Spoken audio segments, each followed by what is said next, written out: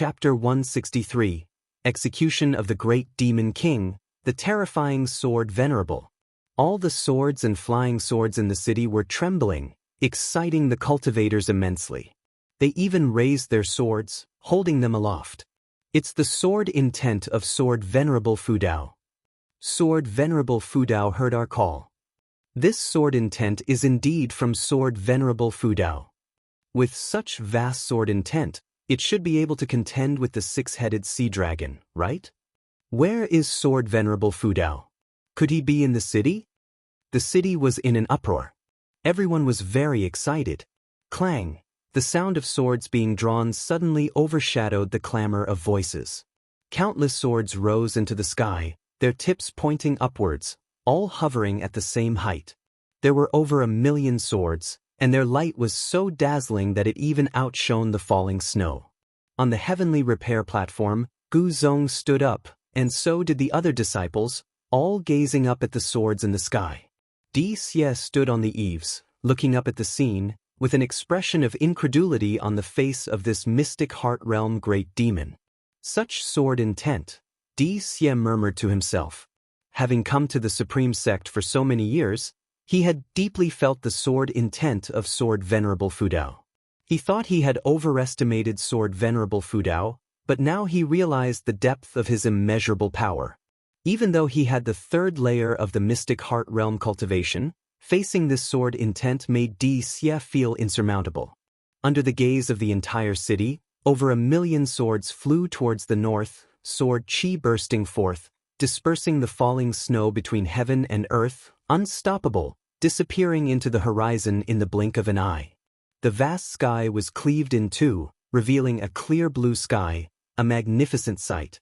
Gu Zong's hair was blown askew by the strong wind as he looked towards the direction of the departing 1,000,000 swords, a smile appearing on his face, no longer with a frown as before. Six-headed sea dragon, can you withstand the strongest sword of the supreme sect? Great Jiang Dynasty, Northern Territory. Endless cultivators flew towards the north like a rain of arrows, a magnificent sight that scattered the falling snow in the sky. Looking in the direction they were flying, thousands of miles away, on the demon battlefield, the six-headed sea dragon had already leaped over the bottomless canyon. Countless demonic creatures leaped over the canyon, following him to massacre the territory of the human race. The six-headed sea dragon grasped a great cultivator of the mystic heart realm in his hand. No matter how the cultivator struggled, he couldn't break free from his grasp. Thousands of feet away, numerous great cultivators of the mystic heart realm kept casting spells, but unfortunately, their spells and divine skills did not cause any harm to the six-headed sea dragon, not even breaking through his armor. Rocks fell like a meteor shower, striking the demonic army, yet the six-headed sea dragon had no intention of protecting his subordinates. As he advanced, he threw the great cultivator of the mystic heart realm in his hand into his mouth, chewing as his six heads twisted around, scanning in all directions. Occasionally, he would grab almost dead demons from the distance, swallow them in one bite, and blood rained down.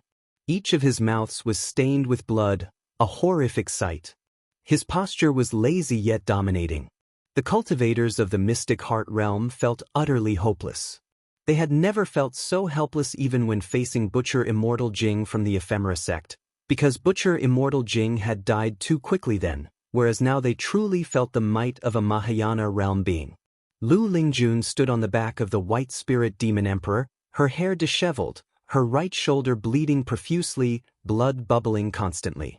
She looked at the six-headed sea dragon from afar with eyes full of unwillingness. We can't move him at all. If this continues, we could end up in his mouth any time. The white spirit demon emperor said despondently, without any of the bearing of a unification realm being. It now only wanted to flee from this place. Lu Lingjun took a deep breath, knowing that continuing the battle was hopeless and would only lead to pointless sacrifices. She harbored thoughts of retreating, and not just from the battlefield, but from this continent altogether. Just then, she seemed to sense something and suddenly turned her head, eyes wide with disbelief. Behind, the world was vast and covered in white. Snow obscured everything, and the snow mist blew towards her with the wind. Not only her, more and more cultivators felt something, all turning their heads to look. Liang Tonghai, the master of the Zhangtian sect, blood-covered and disheveled, held a great cauldron in his right hand, emitting tens of thousands of green lights, sweeping across the battlefield. Blood flowers burst wherever the lights swept, but his attacks on the six-headed sea dragon had no effect.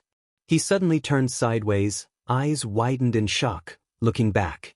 The six-headed sea dragon, advancing and feeding simultaneously, also seemed to sense something. All six heads turned forward. His six dragon faces twisted ferociously, roaring forward in unison, the dragon's roar shaking heaven and earth. Countless lower cultivation cultivators and demons bled from the 7 orifices, stunned by the roar. The six-headed sea dragon raised his hand, demon energy bursting from his palm, manifesting a giant bone knife out of thin air. He gripped the knife with both hands and slashed forward in fury. As the knife slashed out, demon energy surged like waves, transforming into black dragons that vied to reach the end of the world, sweeping heaven and earth. Any cultivator in the path was turned to ash on impact. Boom! A shocking thunderous sound came from the horizon. Sword light illuminated heaven and earth, and a terrifying sword chi, at a speed far surpassing the black dragon's demon energy, came killing from the horizon. Countless cultivators were overtaken by the sword chi along the way. These cultivators only felt heaven and earth brighten suddenly. Next, they were enveloped by a mysterious and vast sword intent, their pupils dilating, a multitude of swords surrounded by sword chi passing by them and forcefully entering their field of vision. Lu Lingjun, being of higher cultivation, reacted faster, yet she was still overwhelmed by the countless swords. She didn't dare move, only able to watch the swords rush towards the six-headed sea dragon. Her beautiful eyes widened, full of shock. In merely the blink of an eye, over 1,000,000 swords converged into a gigantic sword chi, fiercely dispersing the black dragon demon energy, rushing headlong towards the six-headed sea dragon. The six-headed sea dragon reacted extremely quickly. After the slash, all 6 heads opened their mouths, spewing torrents of flames like a burning river sweeping the sky. Boom! The flames were shredded, and the massive demon body of the six-headed sea dragon was hit, forced to retreat repeatedly, flesh flying as if in a torrential downpour. After retreating 7 steps, the six-headed sea dragon stopped. The million-sword group had already pierced through his demon body, tracing an upward arc in the sky before halting. Countless cultivators and demonic creatures stared, trembling, as the demon energy dissipated and the dragon heads fell to the ground, raising clouds of dust. The terrifying demon body of the six-headed sea dragon was full of bloody holes, densely packed, horrifying. Its life force was completely extinguished. The sword intent of the Taizong divine shocking sword forcefully eradicated its primordial spirit. A Mahayana demon core hovered among the 1,000,000 swords, the demon core of the six-headed sea dragon. Silence reigned over the world. Whether cultivators of the human race or demonic creatures, all gaped at the scene in shock. The nearly invincible six-headed sea dragon died just like that? Whoosh, whoosh, whoosh. The 1,000,000-sword group began flying towards the Taizong dynasty, the sound of swords breaking through the air incessantly, shattering the silence. Sword Venerable Fudao. It's our supreme sect's sword Venerable Fudao. A great cultivator shouted in ecstasy. It wasn't just him. Those cultivators who had experienced the sword intent at the heavenly repair platform were all excited, chanting the name of Sword Venerable Fudao. Lu Lingjun looked up at the 1,000,000-sword group resembling a meteor shower, eyes full of complex emotions. The white spirit demon emperor beneath her feet was equally stunned, speechless. Kill! Liang Tonghai shouted loudly, equally excited. At his command, the cultivators of the Zhangtian sect led the charge against the demonic army. Witnessing the death of the six-headed sea dragon, the demonic army immediately fell into disarray, fleeing in a panic. The demonic kings leaped up, fleeing back to the demon land at full speed. The vast sword group swept over mountains and lakes, watched by cultivators, commoners, and demons alike along the way. Great Jiang Dynasty, Taichun Dynasty, North Sea Mounts. Sage Xianxia stood on a hillside, watching the sword group flying towards the horizon, confusion in his eyes. Moments before, he had seen the million-sword group flying north, and now they had returned so quickly? He watched the million-sword group disappear into the horizon, then stood in place, pondering. During the flight, Guwen appeared out of nowhere in the sword group, seized the six-headed sea dragon's demon core, then vanished. He returned to the Mystic Valley Pavilion, unnoticed, having been gone for 2 breaths' time. He used his divine sense to guide the million-sword group back to the outer city. Drawing on his Nirvana realm memory and insight, he returned each sword to its owner, causing excitement throughout the city. Killing the six-headed sea dragon granted Guwen 800 years of lifespan, far less than what an 8th-rank spirit tree provided. Guwen picked up the Taoist Xianxia and calmed his thoughts. This intervention could potentially advance the demonic catastrophe. If the demonic catastrophe arrived sooner, he would have no choice but to embark on a mass slaughter to reach a lifespan of 10 million years early. He did not want to slaughter the masses and fall into demonic ways, but for survival, he had to lower his principles. In gaining lifespans, Guwen constantly worried about excessive killing, forming inner demons or sins. Such occurrences were not uncommon in the immortal cultivation world. Hence, he preferred to extend life through plants whenever possible. Of course, he also feared that too much killing would attract unbeatable enemies.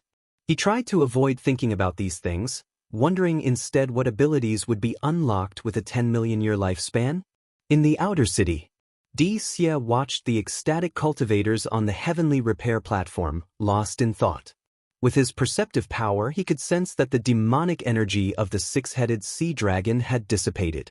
How long had it been? Sword Venerable Fudao actually used others' swords to successfully slay the six-headed sea dragon. Xia knew the six-headed sea dragon. He disliked the six-headed sea dragon but had to admit its strength, ranking among the top in the 72 great demon kings. Being able to easily kill the six-headed sea dragon, how strong was Sword Venerable Fudao? Xia suddenly felt that the upcoming war between the two races had an unpredictable outcome. Sword Venerable Fudao might become the greatest obstacle for his father. He was not worried, even a bit expectant. Compared to the atmosphere of the demon clan, he preferred the atmosphere of the supreme sect. At least there was no internal strife. Xia looked into the distance, eyes playful, thinking curiously, "Demon Master, you consider yourself to be extraordinary, thinking you can predict all things in heaven and earth. Could you have foreseen Sword Venerable Fudao?" He walked up to the heavenly repair platform, ready to continue observing the sword intent of Sword Venerable Fudao. He had a premonition that the sword intent of Sword Venerable Fudao would be his greatest opportunity in this life. Chapter 164. Demon Invasion, Hunting Down the Mountain. At the end of the year, Guwen arrived at Outer Gate City and noticed that the streets were full of disciples discussing Sword Venerable Fudao's feat of slaying the six-headed sea dragon. Some stalls were even selling six-headed sea dragon dolls, and there were various depictions of the creature, including illustrations of its death.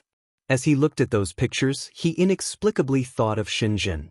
Shenzhen was still in seclusion. If she weren't, she might have been inspired by this event as well. Not having seen her for many years, Guwen found himself somewhat missing her. He wasn't missing her as a person, but rather her creative skills. He didn't want Shenzhen to stop writing, as long as she didn't write about him in her next book. Guwen started wandering around the city, listening to the disciples praise Sword Venerable Fudao, feeling secretly pleased, and the anxiety had been unable to shake off gradually diminished. The demons in the Northern Territory had been swept away, and no great demon king on par with the six-headed sea dragon had appeared. It seemed like everything was moving in a positive direction. However, Guwen knew that the great demonic calamity was still approaching. Not only in the Northern Territory of the Great Jiang Dynasty, but demons were also continuously invading human territories from east to west, near the demon land borders, although on a small scale that various sects could not completely stop. Thankfully, the number of demons infiltrating was not yet large enough to shake the foundations of the 8 dynasties, so Guwen could still endure. After wandering for a long time, Guwen finally headed towards the book collection hall to submit his book. What happened next made Guan laugh and cry. Great Elder Feng Shang hoped Guan could write Sword Venerable Fudao into Shattering Void and enhance his image. This was the sect's intention. Guan pretended to be in a difficult situation, but then Feng Shang said the sect had prepared 100 6th-tier medicinal herb seeds for him, so he reluctantly agreed. When the new year arrived, Yi Lan and Zhen Qin did not return, making Guan spend the festival with the disciples, feeling that something was missing compared to previous years. This suddenly made him feel a bit uneasy. Years later, if all his old friends had passed away, would New Year's become a sad occasion for him instead of a joyful one? As midnight approached and he arrived at Nianchu Cave, these feelings began to fade. No matter what, Tian Yaoer could at least accompany him for 18,000 years, and if she could undergo nirvana within that time, she'd accompany him even longer. However, he also had to learn to manage his own feelings and understand the nature of the world to achieve enlightenment. Next to the stone table, Guan and Tian Yaoer began roasting lamb legs, chatting and laughing. Tian Yaoer was always talkative when facing him, creating a festive atmosphere. By the way, Master, I've been hearing a strange sound lately, as if it's coming from outside. Could it be that a demon has discovered this cave? Tian Yaoer suddenly asked, her mouth greasy, face smeared with sauce, her frowned look making Guan want to laugh.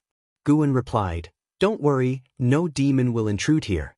I've seen the one making that sound. It's only temporarily residing in Heavenly Phoenix Mountain." Hearing this, Tian Yaoer immediately felt relieved. "Oh, Master, where do you go after leaving the cave? Did you go live among humans?" Tian Yaoer asked. "Yes, I have other caves to tend to." Master, you don't have other demons raised, do you?" "There are a few, but none as powerful as you." "Are there any female demons?" "Of course not. Those demons lack the capacity to shapeshift." "That's good. Master, do you have a Taoist friend?" Tian Yaoer seemed to have opened a can of worms, constantly pressing with questions. Guan raised an eyebrow under his mask and asked, "Where did you hear about Taoist friends?" Tian Yaoer took a bite of lamb, replying unclearly, "From the books you left, do you have a Taoist friend or not?" Guan answered, "Of course not." Tian Yaoer looked pleased, but Guan's next words made her face fall. "But there are a few women who might become my Taoist friends. I'm quite troubled, not knowing whom to choose." Tian Yaoer put down the lamb leg, wiped the grime off her face, and asked seriously, "Master, do you think I'm suitable?" Guan glanced at her and said irritably, "What? You want to climb ranks?" "It's not that. I just thought I could meet the standards of the Taoist friend in the books. Besides, he'll never betray you like those in the books. He'll definitely live and die with you in the future." Tian Yaoer hastily explained, "You want to live and die with me, but I don't want to. I'm aiming for longevity." Guan was determined to live longer than heaven and earth, so he wouldn't be moved by such words.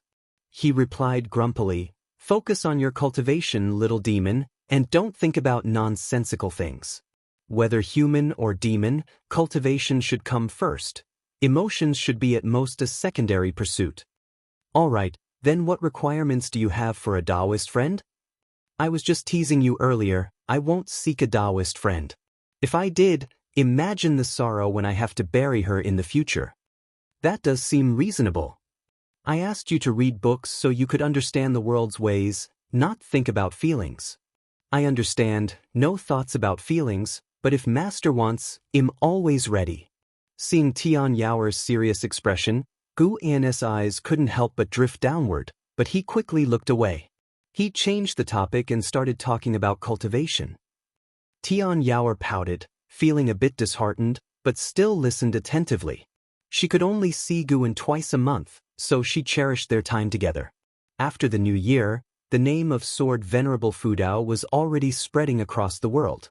The Supreme Sect wasn't idle either, issuing many demon-slaying tasks, prompting more disciples to descend the mountain to save the common people. Mystic Valley, inside a pavilion. Guan was weaving a robe for himself.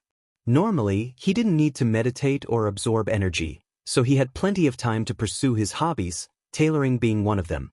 The reason he wanted to weave a robe was that he was preparing to descend the mountain to slay demons and monsters. partly to help the common people and partly to seize the opportunity to extend his life, striving to reach a lifespan of 10 million years as soon as possible. He also wanted to experience the lives of Yi Lan and Zhenqin. Finally, Guwen finished the robe, stored it in his storage bag, and then took up the Qinghong sword and walked out of the pavilion. He greeted Lu Jiujia and left Mystic Valley. Lu Jiujia wasn't curious about where he was going. After all, he frequently left Mystic Valley, and in the eyes of the disciples in the valley, the master was a busy man. Under the blue sky and white clouds, Guwen stood on a cliff, wearing a dark purple robe. A belt cinched his waist, and an embroidered dark red phoenix adorned his robe, with the Qinghong sword sheathed at his waist. He took out an opera mask, put it on, and then placed a bamboo hat on his head. After adjusting himself, he used his divine sense to inspect his appearance. The figure looked good, exuding a compelling aura. Like a wandering hero in martial arts legends. Guwen leapt into the forest below, quickly disappearing from sight. Hundreds of miles away, a battle was taking place in the wilds. Several escort vehicles were halted, and over a dozen armed escorts were fighting against attacking demon beasts from all directions. Behind the escort vehicles, there was a carriage with spooked horses neighing incessantly, inside which a mother and son clung to each other tightly. These armed escorts weren't cultivators, they were merely martial artists, no match for the demon beasts. Just as the escorts were about to despair, a strong wind swept through. Following that, a figure rushed out from the nearby forest, moving as swiftly as a hare, wielding a sword like the wind, cutting down one demon beast after another. In less than 3 breaths, all 9 demon beasts were dead. The escorts turned to look and could just barely make out an embroidered dark red phoenix on the figure's back. Before they could speak, the figure quickly disappeared. Amazing! That person must be a cultivator, right? Of course, how could a martial artist have such skills? Incredible, I couldn't even see how he made his moves. Me neither. I wonder which sect that cultivator is from. I tried to apprentice at the Ancient Sky sect when I was young, but got rejected due to a lack of spirit root. On the other side, in the forest, hearing their discussion, Guwen's lips curled up slightly under his mask. Saving people like this felt quite good, perhaps even matching the sense of accomplishment from slaying the 6-headed sea dragon. With that, Guwen began his journey of hunting demons and monsters. He only killed those demons posing a threat to the common people, ensuring that every act of killing also saved lives. Saving one life could be more meritorious than building a 7-storied pagoda. Would this hold true in this realm? Anyway, Guwen felt at peace, killing one demon, saving one person. Good and evil balanced, he shouldn't be burdened with sin. Late at night, a group of cultivators were meditating in the forest, campfires scattered around, with 5 or 6 people by each fire. Yi Lan and Zhenqin were among them. Yi Lan was meditating, absorbing energy, while Zhenqin was discussing recent demon encounters and events in the Immortal Cultivation world with nearby disciples. I wonder what the 6-headed sea dragon looked like. I heard it ate 5 Mystic Heart Realm great cultivators alive, Zhenqin said softly, her face full of curiosity and fear. When she mentioned the 6-headed sea dragon, the other disciples instantly became excited, starting to talk about Sword Venerable Fudao. After slaying the 6-headed sea dragon, Sword Venerable Fudao's reputation in the Immortal Cultivation world had reached its peak. Everyone was curious about how powerful he truly was. No matter how strong the opponent, Sword Venerable Fudao could always kill them effortlessly. As they chatted, they started discussing some of the major happenings in the Immortal Cultivation world. Recently, Hateful Heaven Divine Sword Su Han absorbed the spiritual power of 20 nascent soul realm cultivators.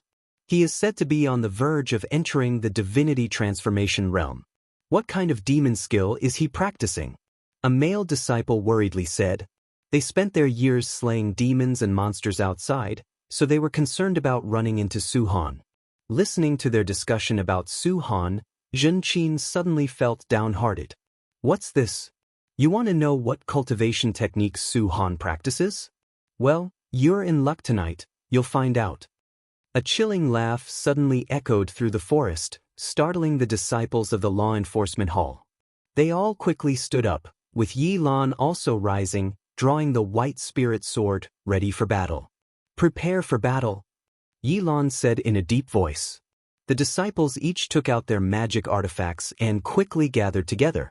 Looking around, the silent forest under the night sky was so eerie, with mist swirling in the depths, obscuring any figures.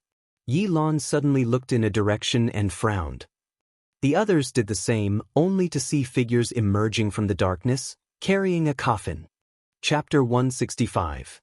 8 million years of lifespan. Looking at the group of black silhouettes carrying a coffin, Yi Lan furrowed her brows tightly. The other disciples were the same. They couldn't discern the aura of the other party, which made their hearts sink. The newcomers were indeed the 9 Nether 13 evil. Underneath the night sky, they were like 13 ghostly shadows, so terrifying. "We are disciples of the law enforcement hall of the Supreme Sect. What do you intend to do?"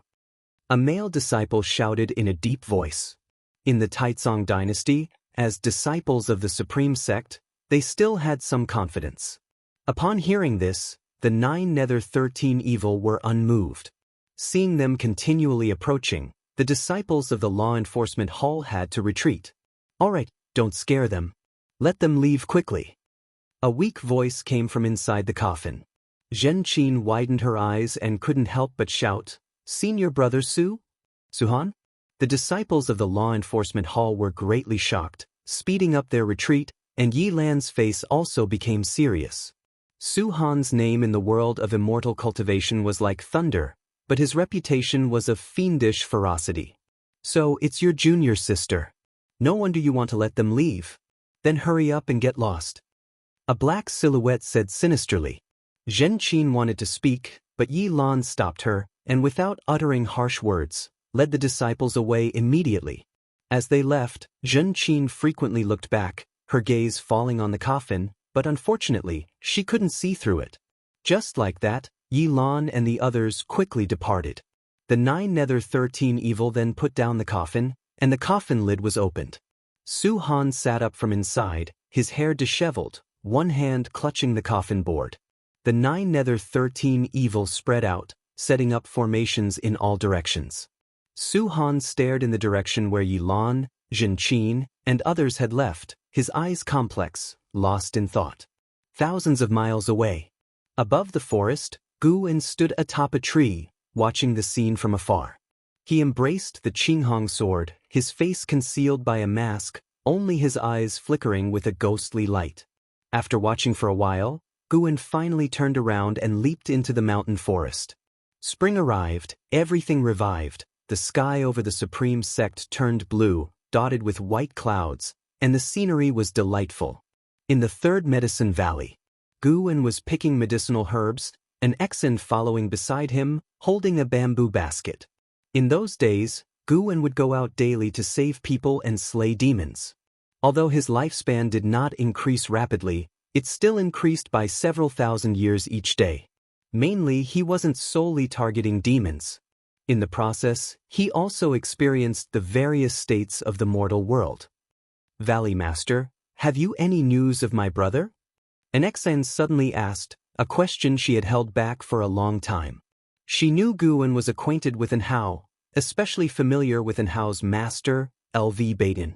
While picking medicinal herbs, Guan replied, "I heard that he is in Tianwei and is said to marry the princess of Tianwei. The auspicious date is not yet decided, and he is currently in seclusion cultivating in Tianwei." This matter was not secretive and had already spread within the inner sect. As the first genius of the Supreme Sect, any of Anhao's actions could stir up rumors. The Supreme Sect had already sent elders to discuss the matter. The sect supported Anhao's marriage with the Tianwei imperial family. Hearing this, an Exen sighed in relief and asked smilingly, "How is the princess of Tianwei in terms of talent and beauty?" "In terms of talent, that I don't know. It said she's quite beautiful. You know your brother, don't you? If the looks weren't good enough, would he even consider her?" Guan responded. Talking about Anhao brought more smiles to Anzin's face. She began recounting Anhao's childhood embarrassing moments, and Guan listened intently without showing any impatience. Gu also felt happy that Hao could get married. Despite not having married himself, just thinking about the disciple he raised getting married uplifted Gu's mood. After finishing picking the medicinal herbs, the two headed towards the pavilion complex.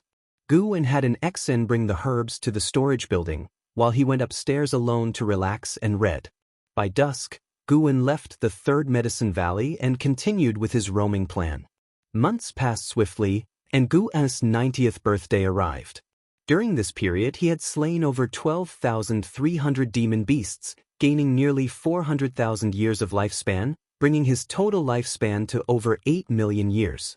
All the cultivators in the world were slaying demons and rescuing suffering people. Therefore, Gu had not yet made a name for himself, but the tens of thousands he had saved remembered him. Sooner or later, his deeds would be widely known.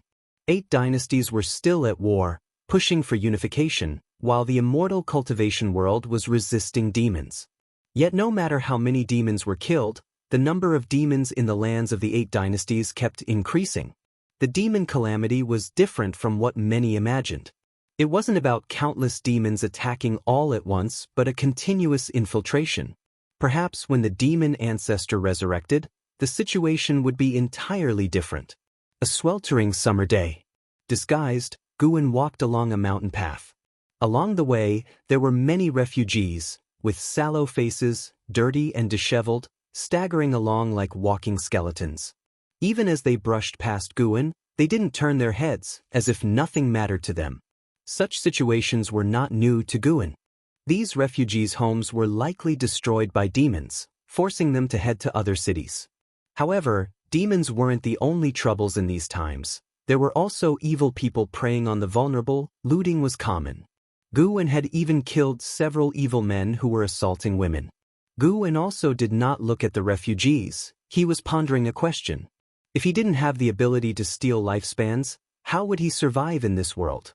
From the Holy Land nurturing demons to harm the living to the common folks suffering from demons and evil men.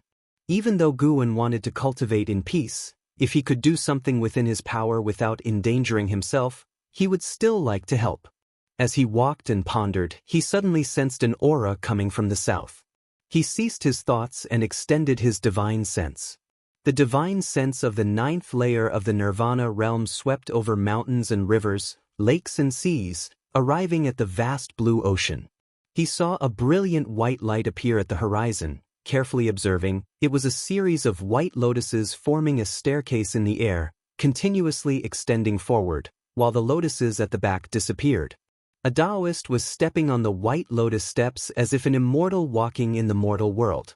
Mahayana cultivator. Finally, a Mahayana cultivator returned. Gu felt relieved. If he had to face the demon calamity alone, he would indeed consider fleeing with others. Relying on a lone individual's strength to avert the calamity of extinction would certainly attract the attention of all factions in the 7 Stars spirit realm and those hidden forces. They would investigate him madly. Even if he hid deeply, he couldn't guarantee they wouldn't find him. This didn't align with his cultivation philosophy. He needed others to share the burden, so he could act with less pressure. Subsequently, Gu quickened his pace and continued his demon-slaying plan. He didn't kill every demon he encountered. He only targeted those attacking villages and people.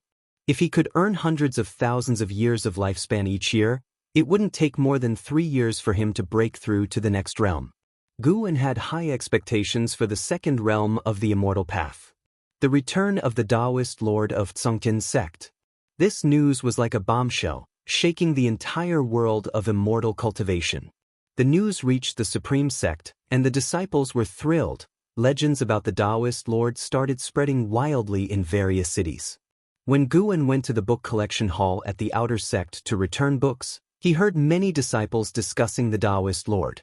Although information about the Taoist lord was scarce, one thing was clear: the Xianxia sect regarded him as a Mahayana cultivator. After years of calamities, Mahayana realm was no longer a secret in the world of immortal cultivation. It symbolized the pinnacle that mortal spirits could reach, representing the highest realm in immortal cultivation. With the return of the Taoist lord, various sects were actively contacting their long-out supreme elders, hoping for the emergence of a Mahayana cultivator. It's worth mentioning that this month, the Wuxian dynasty surrendered to the Taizong dynasty, which expanded its territory yet again, and Tianwei annexed the great Zhao dynasty. Thus, the land of the once 9 dynasties turned into 6 dynasties. In terms of vastness, the Taizong dynasty was the largest. Even in the world of immortal cultivation, the name Li Xiandao was often mentioned. After leaving the book collection hall, Guwen walked on the streets, listening to the surrounding disciples' discussions about the various events in the immortal cultivation world. He enjoyed it greatly. The immortal cultivation world was consolidating its strength, so he couldn't afford to fall behind. He aimed to break through to the second realm of the immortal path quietly before the world was unified. An hour later, Guwen left the outer gate city and headed towards the North Sea Mountain to the medicine garden of sage Xianmiao to pick herbs. By midnight, Guwen moved again. This time, he came to a valley, just under 200 miles from the nearest town. The valley was filled with dense demon energy, and there were dozens of captives and over 200 demons, the strongest of whom had reached the nascent soul realm. That demon was severely injured and had ordered his subordinates to capture people. Guwen stood on a cliff, overlooking the flickering firelight in the valley, suddenly capturing an aura, his eyes narrowing beneath the mask. He didn't hesitate and jumped down. Facing the demons in the mortal world, Guwen never used spells or divine skills. He relied solely on swordsmanship to slay demons. After half an hour, in the valley, dozens of raggedly dressed commoners knelt on the grass, kowtowing to Guwen. On the cliff face before Guwen hung a huge cat demon, covered in blood, its demon body embedded in the cliff, with stones continually falling off. Besides that, surrounding Guwen were the bodies of demons, a chilling sight. Guwen said, "Hurry and leave." Upon hearing this, the commoners quickly got up and ran towards the valley entrance. Guwen's gaze then fell on a shape-shifting demon beneath the cat demon's corpse, writhing on the ground. A woman suddenly turned around and said, "Benefactor, that demon was good to us, even trying to save us. Please don't kill him." As she spoke, the other commoners who were running away also stopped. Seeing the demon, they all spoke up, pleading for mercy. Guwen waved his hand, and the commoners had to leave. The woman bit her lip and eventually left as well. Soon, the valley fell silent. The shape-shifting demon beneath the cat demon staggered to his feet, looking more like a human than a demon. "Kill me if you want." Zhang Buku looked at the mysterious sword cultivator ahead, gritting his teeth, his eyes showing no fear. Chapter 166. The appearance of the green hero, 9 masters under heaven looking at the shape-shifting demon in front of him. With a stubborn expression, Guwen's memories were stirred. He recalled scenes of his time with his eldest senior brother, Zhang Chuanqiu. In his memory, Zhang Chuanqiu aged from youth to old age, representing the life of Zhang Chuanqiu. This shape-shifting demon was Zhang Chunqia's son, Zhang Buku. When they first met, Zhang Buku was just a boy, but now he had grown up. Seeing Zhang Buku in such a miserable state now, his eldest senior brother would surely feel heartbroken, wouldn't he? Guwen thought so, and his thoughts began to drift. Zhang Buku's injuries were not inflicted by him. Before he intervened, Zhang Buku was being bullied by demons. When he killed the demons earlier, Zhang Buku pounced on him, but he kicked him to the ground. Zhang Buku could barely stand up until all the demons were dead. According to the words of those commoners, Zhang Buku had indeed not committed any evil deeds. But why did this kid have an attitude of seeking death? Guwen raised the Qinghong sword in his hand, pointing at him, and asked, "Do you really want to die?" Zhang Buku did not hesitate. His face twisted in rage, and he lunged directly at Guwen. Guwen held the sword in a reverse grip, pressing the hilt against Zhang Buku's chest. His upper body leaned back, making Zhang Buku unable to reach him. Before Zhang Buku could change his move, Guwen took off his mask and placed it on Zhang Buku's face. Zhang Buku instinctively retreated, then took off the mask, glaring furiously at Guwen.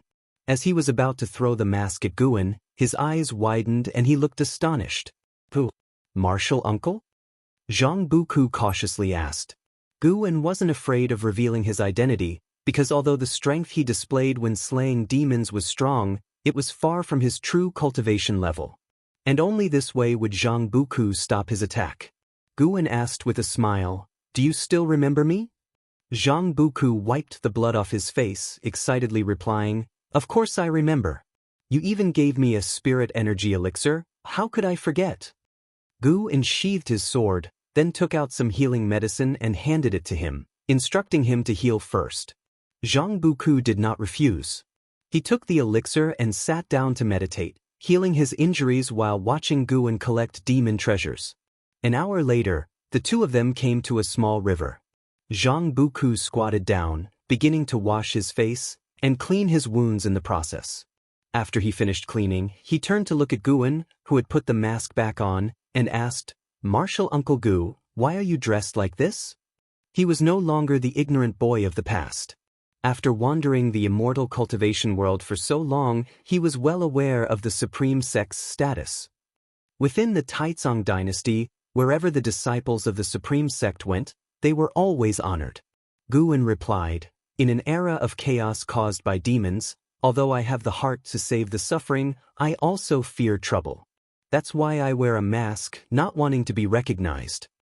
Zhang Buku suddenly understood. He remembered his father's evaluation of martial Uncle Gu. Cowardly, cautious, yet possessing a warm heart. "Be sure not to tell anyone about what I did," Guan added. Zhang Buku chuckled, "Don't worry, I'm very tight-lipped. Besides, martial Uncle Gu just saved my life, how could I ever harm you?" Guan patted his head and asked, "Why were you mingling with those demons?" Upon hearing this, Zhang Buku's smile instantly froze, and he lowered his head. The night wind was hot, and Guan looked at Zhang Buku's back, sighing in his heart. There was no need to ask, Guan could guess his predicament. The union of human and demon, born in a human environment, but as he grew up, his demon energy increased. Humans would not tolerate him, and his views had been shaped by Zhang Chuanqiu. How could he integrate into the demon clan? Guan had previously heard those demons mocking him for his impure blood, which showed that the demon clan did not accept him either. "I recently acquired a cultivation technique, said to be from the Thousand Autumn Pavilion.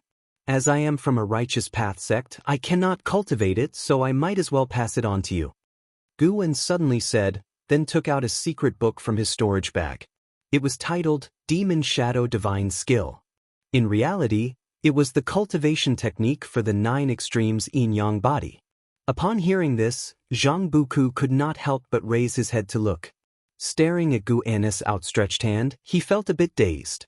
At 66 years old, only this martial Uncle Gu had cared for him without expecting anything in return. He stood up, hesitating. Guan directly stuffed the secret book into his arms, saying, "Take it, and remember, do not tell anyone that I gave it to you." Zhang Buku took a deep breath. He raised his eyes to look at Guan and asked, "Martial Uncle Gu, do you think I am human or demon? Why can't either humans or demons accept me?" Guan asked in surprise, "Who said neither can accept you?" "I accept you. Does it matter whether you are human or demon? Buku, the suffering you are enduring now may be due to a troubled world. Think of those people trapped in the valleys, how many can control their own fate?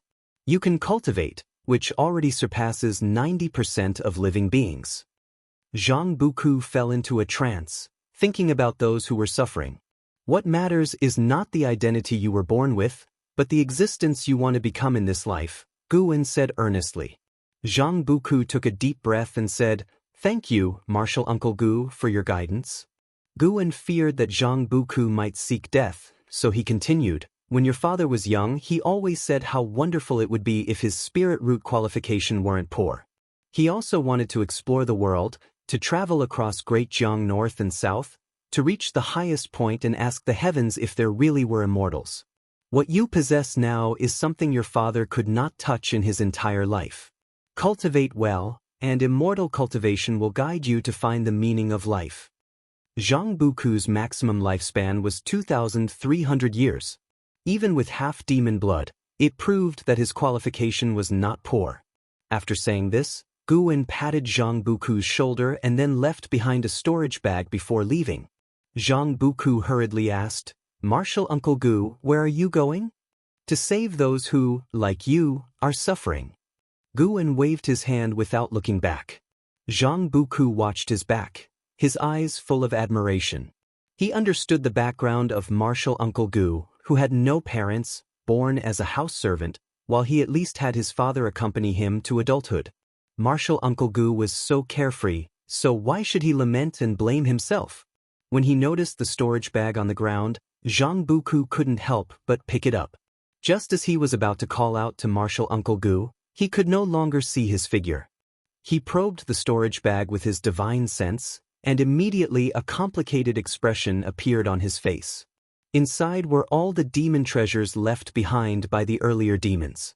He held the storage bag tightly, lowered his head, and tears streamed down his cheeks. As he cried, his mouth began to smile. "I will cultivate well, martial Uncle Gu. One day I will repay you and make you proud." A year passed by quickly. During this year, great cultivators gradually returned from overseas, and each great cultivator's life deeds were promoted by his sect, spreading throughout the world, inspiring all cultivators with boundless enthusiasm. The great calamity of demons was terrifying, but just like Pan's book, Shattering Void, the human race, with their perseverance, would surely endure all calamities. Over the past year, Guan had led a fulfilling life. In the time not spent picking medicinal herbs, he went down the mountain to save the suffering. If he encountered bullied demons, he would also help them. Gradually, a legend arose among the people about a swordsman, who is now called the Green Hero. Later, somehow, this legend evolved into simply calling him Green Hero.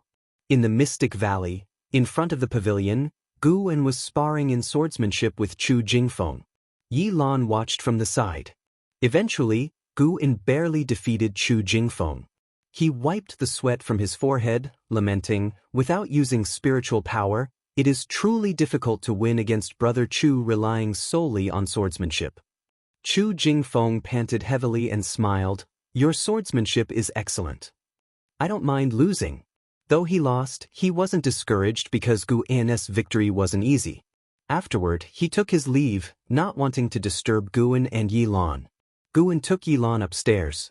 Once inside, Guan went to wash his face first. Yi Lan closed the door, walked to the desk, and began to speak. "Recently, more and more demons are appearing at the borders of the 5 dynasties. There's even a great demon in the mystic heart realm. It seems that the death of the 6-headed sea dragon did not deter the demon land. Over the year, the Qintang dynasty had merged into the Great Jiang dynasty, and the world was short of another dynasty. I have received information that there are 72 great demon kings in the demon land, and the 6-headed sea dragon was just one of them.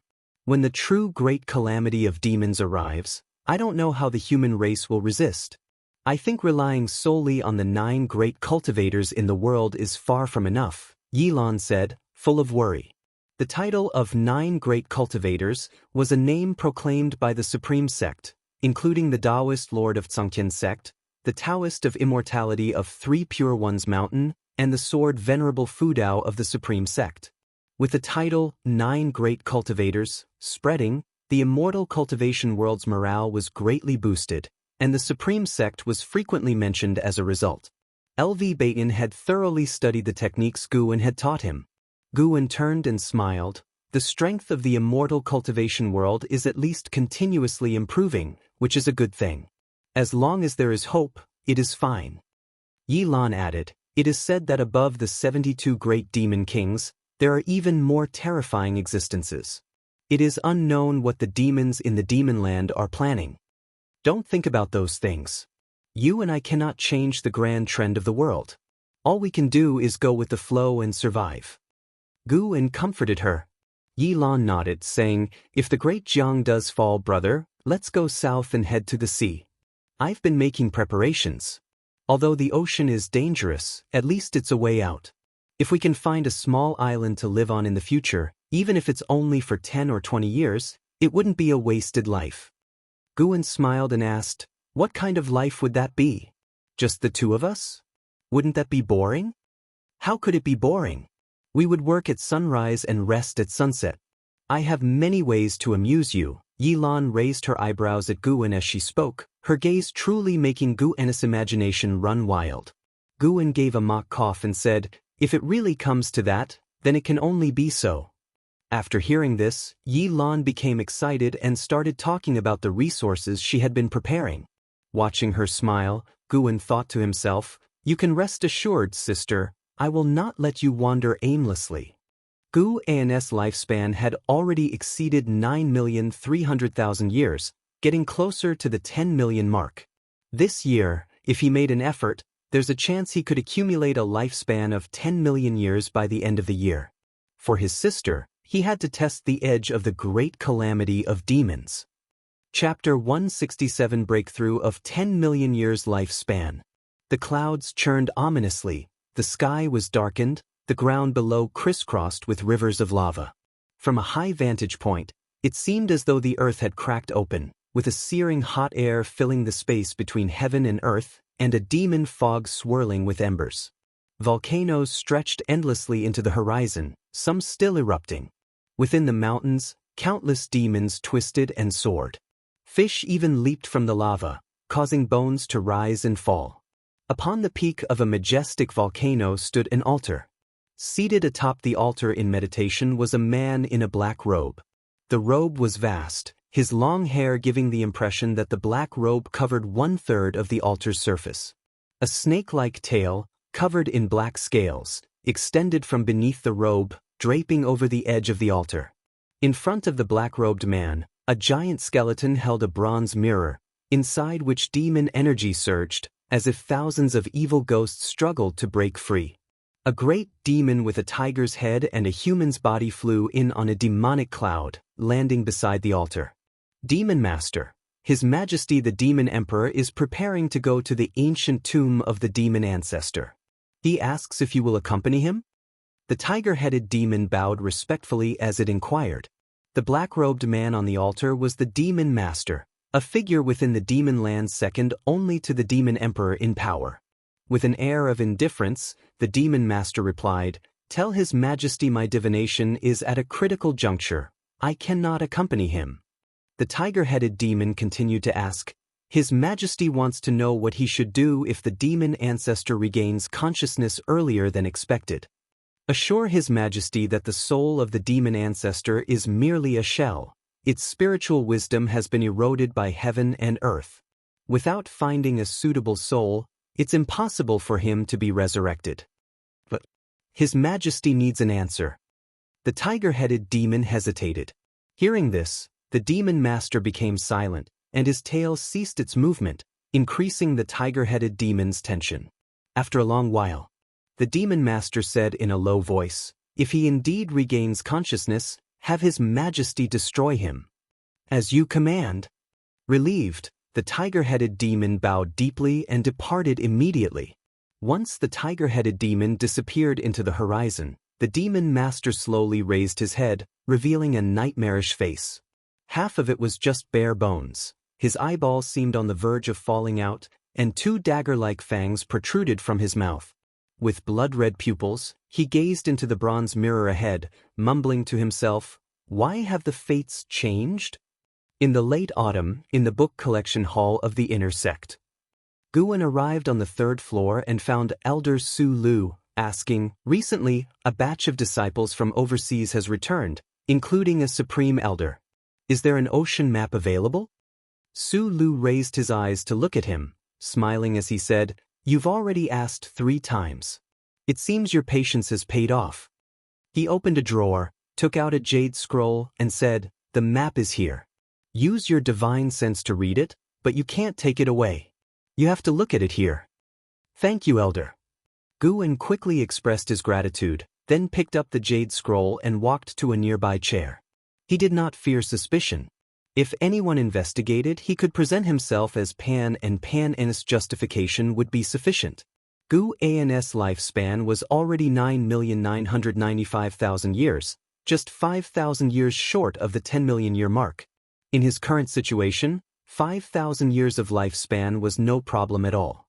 If he waited a month, he would achieve it slowly, or he could expedite it by harvesting heavenly treasures from the Star Master Cave. Sitting down, Guan focused his divine sense into the jade scroll. Soon, he saw the vast ocean from a high perspective, seeing the edge of the Taizong dynasty leading down into the ocean. The edges of the map were shrouded in dense fog, signifying the unknown. From a macro view, the ocean seemed devoid of landmasses larger than this continent, with only islands of various sizes, some as large as the Taizong dynasty.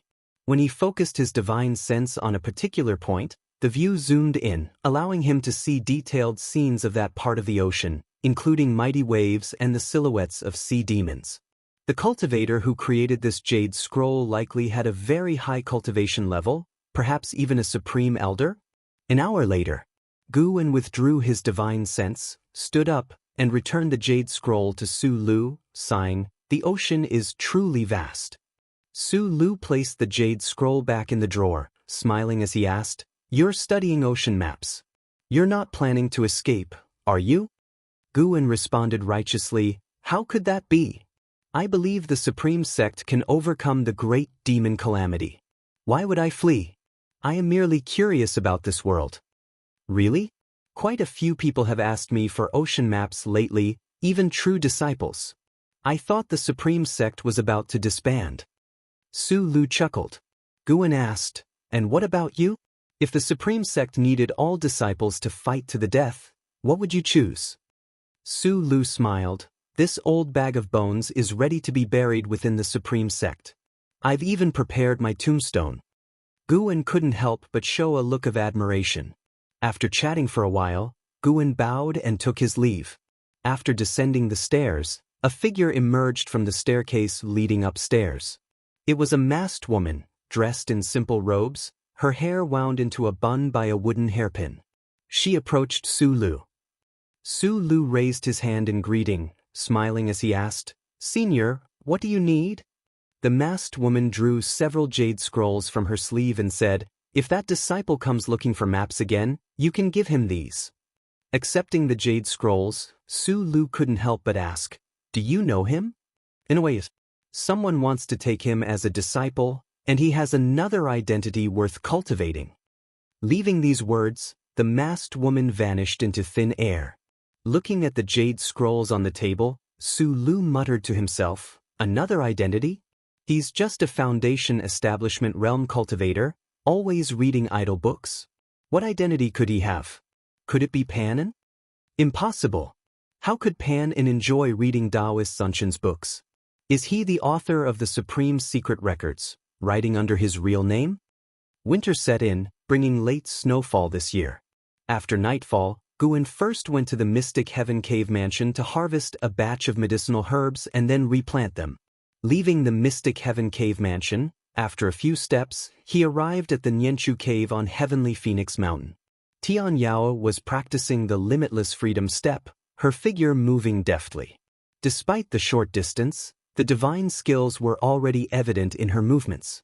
This demoness comprehension was indeed high, but to reach 100 miles in one step, or even 1,000, would require many more years. As for achieving Guan's level, he currently saw no hope. With just a glance, Guwen turned and began gathering medicinal herbs. Xianxia spotted him, her face lighting up with delight as she quickly rushed over. A fragrant breeze hit Guwen, and Xianxia hugged him, rubbing her face against his chest, causing him some exasperation. Why was this girl getting more and more clingy? "Why do you suddenly have a fragrance?" Guwen asked, raising an eyebrow, lightly patting Xianxia's thigh as she became even bolder. Hugging was one thing, but using her legs to rub against him was too much. Xianxia looked up, giggling. "I don't know either. Maybe it's my natural scent. Master, do you like it?" Guwen pressed his hand to her forehead, pushing her away. "It's passable. I have to pick herbs, so you keep practicing." Guwen was sincere. Although Xianxia smelled good, it didn't stir his heart. Tonight he would reach his 10-million-year lifespan. Xianxia didn't listen but followed him, asking about his preferences while he harvested. Guwen absent-mindedly responded, his thoughts already drifting overseas. He had begun to envision higher realms. After a while, Guwen suddenly sensed something, pausing briefly before continuing his harvest. His divine sense reached out beyond Nianchu Cave, scanning the distance. In the darkness, demon fog swirled, and beyond the mountains, colossal creatures moved. Upon closer inspection, he saw a group of cultivators besieging an ancient species 1,000 feet tall, causing the earth to tremble. The ancient species resembled a turtle, with a mountain, which was also a volcano, on its shell and 3 snake-like heads continually spewing demonic flames. Among the besieging cultivators, someone familiar caught his eye. Ji Xiaoyu. Why was she near Heavenly Phoenix Mountain? Ji Xiaoyu's cultivation level had reached the nascent soul realm's 7th layer. The cultivation levels of those with her were all at least divinity transformation realm, numbering 27, including one mystic heart realm cultivator watching from afar. Guwen could sense a demonic energy approaching from the distance, a cultivation level at the mystic heart realm's 5th layer. Were these cultivators from the 7 stars spirit realm? Guwen pondered quietly without pausing in his actions. Before long, the mystic heart realm great demon attacked, forcing the mystic heart realm cultivator to intervene. A battle between mystic heart realm cultivators erupted, prompting Ji Xiaoyu and the others to retreat from the battlefield. Seeing the evenly matched mystic heart realm battle, Guwen retracted his divine sense and continued gathering medicinal herbs earnestly. After a while, Guwen abruptly stopped as 2 notifications appeared before his eyes. Your lifespan has first surpassed 10 million years, activating the lifespan fusion function. Lifespan fusion. Consume lifespan to break the rules of heaven and earth and the laws of the heavenly Tao, fusing different divine skills, spells, and powers. The consumption is determined by the fused objects. Fusion? Guwen's first thought was of his 5 elements treasure body. He could finally fuse its cultivation technique into the 5 element skill. Expectancy shone in his eyes. Master, why did you stop? Asked Xianxia nearby. Guwen replied, I was wondering if the amount of herbs has decreased, worried you might be stealing some. With that, he continued picking herbs. Xianxia grew anxious, swearing she hadn't stolen any. Guwen teased her for a bit before assuring her he was joking. Xianxia, dissatisfied, pouted and glared at him as though she wanted to eat him alive. It was the first time Guwen had seen her truly angry. Once the herbs were gathered, Guwen placed an arm around her shoulder, comforting, Don't be mad. Later, they'll teach you a powerful spell. Xianxia pouted, The primordial earth immortal skill and limitless freedom step are already enough for me to practice. I don't need spells. Then what do you want? Let me think. How about you stay with me for a night? To practice cultivation? No, to read books together while lying down. Hearing this, Guwen immediately sensed something amiss. This girl was getting bolder. Chapter 168. Arrival in the Ocean, Merging Cultivation Technique. Faced with Xianxia's multiple attempts at pleading, Guwen finally agreed to stay with her overnight. Tonight, he would break through a lifespan of 10 million years, allowing himself to relax for an evening. After Guwen agreed, Xianxia became even more cheerful. To celebrate reaching a 10 million year lifespan, Guwen also returned to Mystic Valley to fetch some lamb for a barbecue, which moved Xianxia greatly. She even thought Guwen was commemorating the special day. During the barbecue, Guwen's divine sense remained locked on the battlefield at the edge of Heavenly Phoenix Mountain. More and more demons were gathering. The great cultivator in the mystic heart realm leading Ji Xiaoyu and the others could not secure victory immediately, which dragged Ji Xiaoyu and the others into the battle. If the fight continued like this, doom was likely. It was uncertain whether these people were from the Ji family or from the 7 stars spirit realm. Guwen pondered this, while chatting with Xianxia, making sure she did not notice any flaws in his behavior. An hour later, the great cultivator in the mystic heart realm sustained severe injuries and had to lead Ji Xiaoyu and the others to escape. But by now it was too late to flee. Guwen lay under the tree, giving pointers to Xianxia on her cultivation. Xianxia was continuously practicing the limitless freedom step in front of him. Occasionally he gave his critiques. For each of his comments, Xianxia felt aggrieved, her small mouth pouting. You promised to lie down and read books together. Liar. Big liar. The more Xianxia trained, the redder her eyes became. Guwen found her expression amusing. Today, he would teach her a lesson. The harder you try to get something, the tougher it is to obtain. That was the meaning of life. If she started having these wild thoughts after just a few years, how would she endure thousands, or even tens of thousands of years? Guwen was moved by his own broad-mindedness. Tian Yao was indeed lucky to have met him. If it were another master, she would be doomed. Under the black sky, Ji Xiaoyu, clad in black, was fleeing quickly through the wilderness haunted by monsters and demons. Upon seeing her figure, these creatures all charged toward her. With a sword in her right hand, she used the heavenly dragon demon-suppressing form. A golden dharma aspect appeared behind her, and golden dragons emerged from it, massacring demons and monsters from all directions. Soon, she dissolved the heavenly dragon demon-suppressing form and slew demons and monsters with her sword. She could no longer tell directions and could only run in a single direction. She did not know how much time had passed. Ji Xiaoyu's spiritual power depleted. As she ran, she took spirit energy elixirs, but the spiritual power provided by these elixirs was completely inadequate for fighting. She stopped beneath a hill, swiftly took out small flags and talisman papers, and within 5 breaths, set up a formation, becoming invisible within a circled area. She sat down to meditate, beginning to cultivate energy. Demons flew over her head, unable to see her form. However, the ground began to tremble, rocks jumped up, making Ji Xiaoyu open her eyes and frown. From her viewpoint, a colossal figure loomed behind the mountains, faintly discernible. It was a giant demon in shape-shifting form, with a human-like body and a lion's head. Its long mane twisted like tendrils, horrifyingly menacing in the dark night. "Where do you think you're escaping to, little lady?"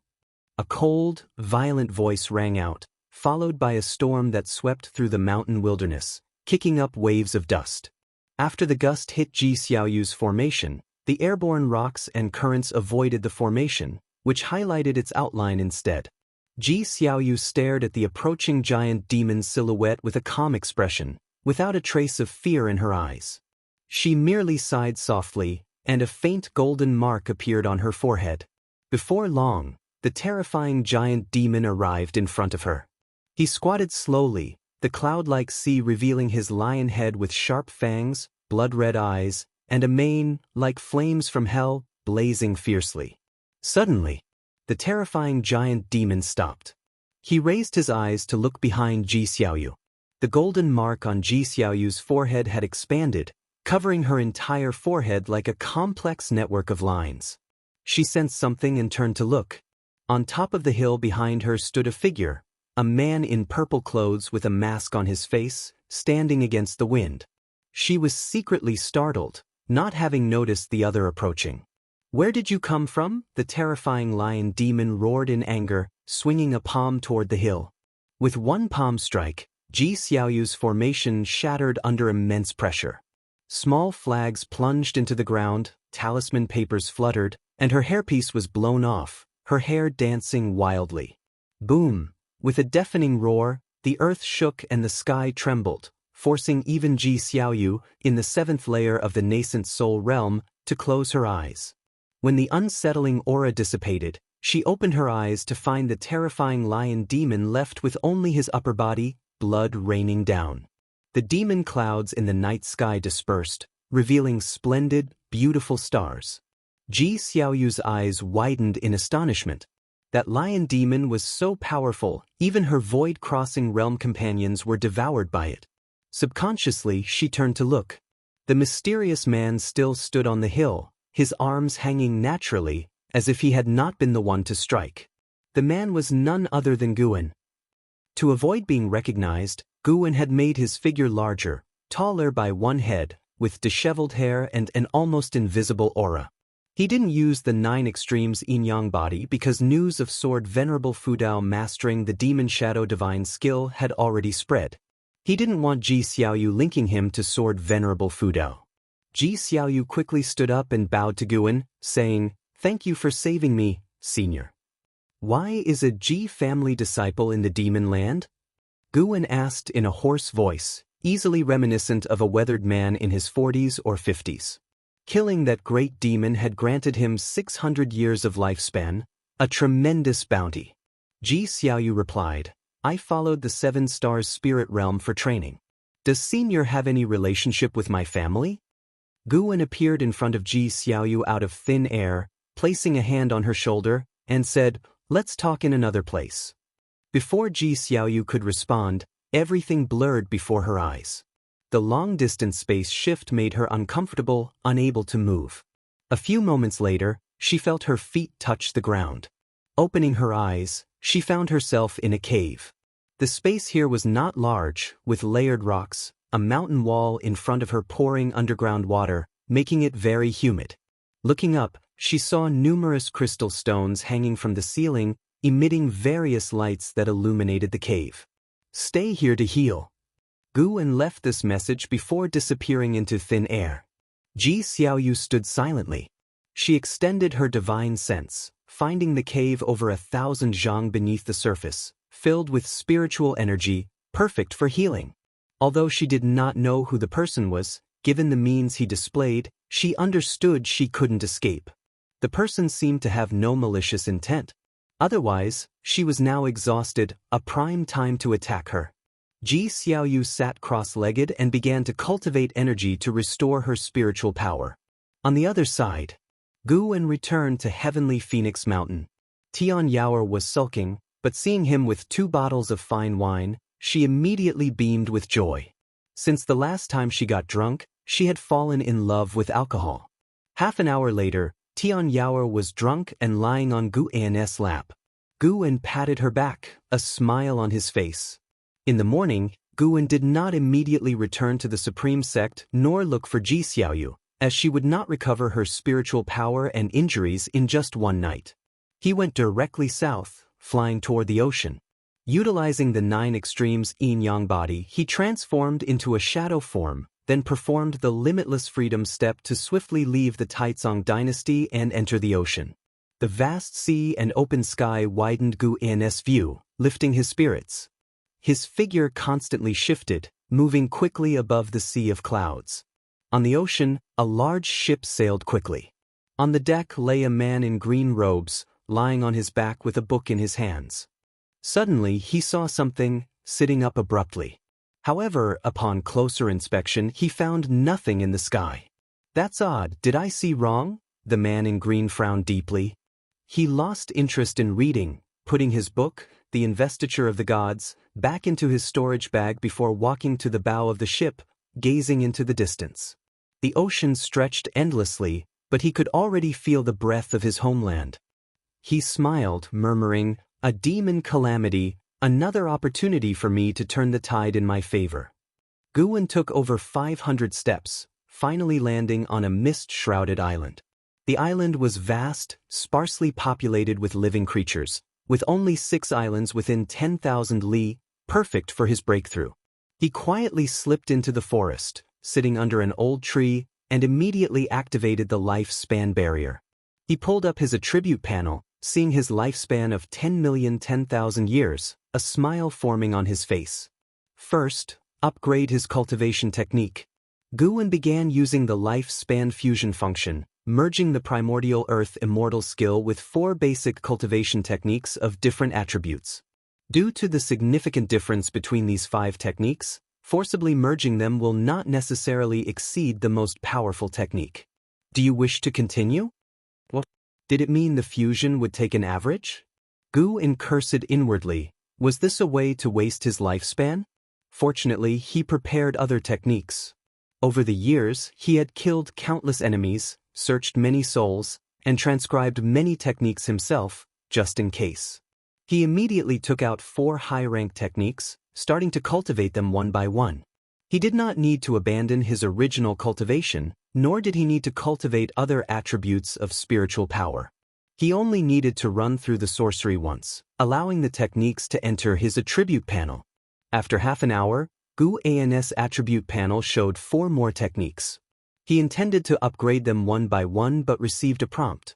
The technique's attributes conflict. Please choose to abandon and start anew, or forcefully integrate, with a risk of deviation. Damn. Even with a golden finger similar to a system, he could still risk deviation?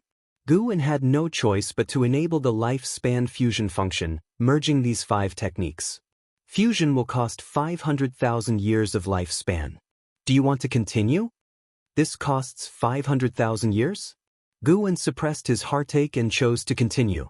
You invested 500,000 years of lifespan to merge the primordial earth immortal skill, karma fire dark sky skill, golden light spirit body art, vast earth vital energy skill, great cold heaven sorcery. Fusion successful. You comprehended 5 elements Taoist skill. Chapter 169 Breakthrough to the 9th layer of the loose immortal realm. As the prompt indicating successful fusion fell, a massive memory wildly surged into Guwen's mind, plunging his consciousness deep into it. Earth's spirit energy rose, the ground turned into a sea of qi, and 5-colored spiritual energy swirled around his body like a whirlwind. The spiritual energy of the entire island started to rush toward him, causing the mountains and forests to sway, and all the living creatures on the island to be startled and flee. Guwen immersed himself in the cultivation memories, forgetting about the outside world. An ancient hour later, he slowly opened his eyes. Through the lifespan barrier, he saw the woods shaking violently and thunderclouds rolling in the sky, as if he had suddenly moved from morning to evening. He savored the profoundness of the 5 elements Taoist skill, his heart filled with joy. The sorcery of the 5 elements was indeed formidable. The 5 elements created heaven and earth. Although the attributes of heaven and earth were more than the 5 elements, the 5 elements were the most fundamental. The 5 elements evolved into heaven and earth evolved into more attributes and rules. By relying on the evolution of lifespan, Guwen had already mastered the 5 elements Taoist skill. The myriad subtleties within the cultivation technique were hard to explain clearly in a short time. He reopened the attribute panel and devoted 500,000 years of lifespan into the 5 elements treasure body for evolution. One prompt after another popped up crazily before his eyes. Until he saw one prompt, and a smile appeared on his face. You have comprehended the true meaning of heaven and earth for 350,000 years, and received the tempering of heaven and earth true meaning in your physical body. Your root bone has transformed, and your 5 elements treasure body has advanced to the innate Taoist body. The following 150,000 years were all for enhancing the innate Taoist body, but the innate Taoist body did not advance further. As the earth spirit energy surged into Guwen's body again, he decided to continue devoting his lifespan, at least to undergo another transformation in his physique. He devoted 10,000 years after another.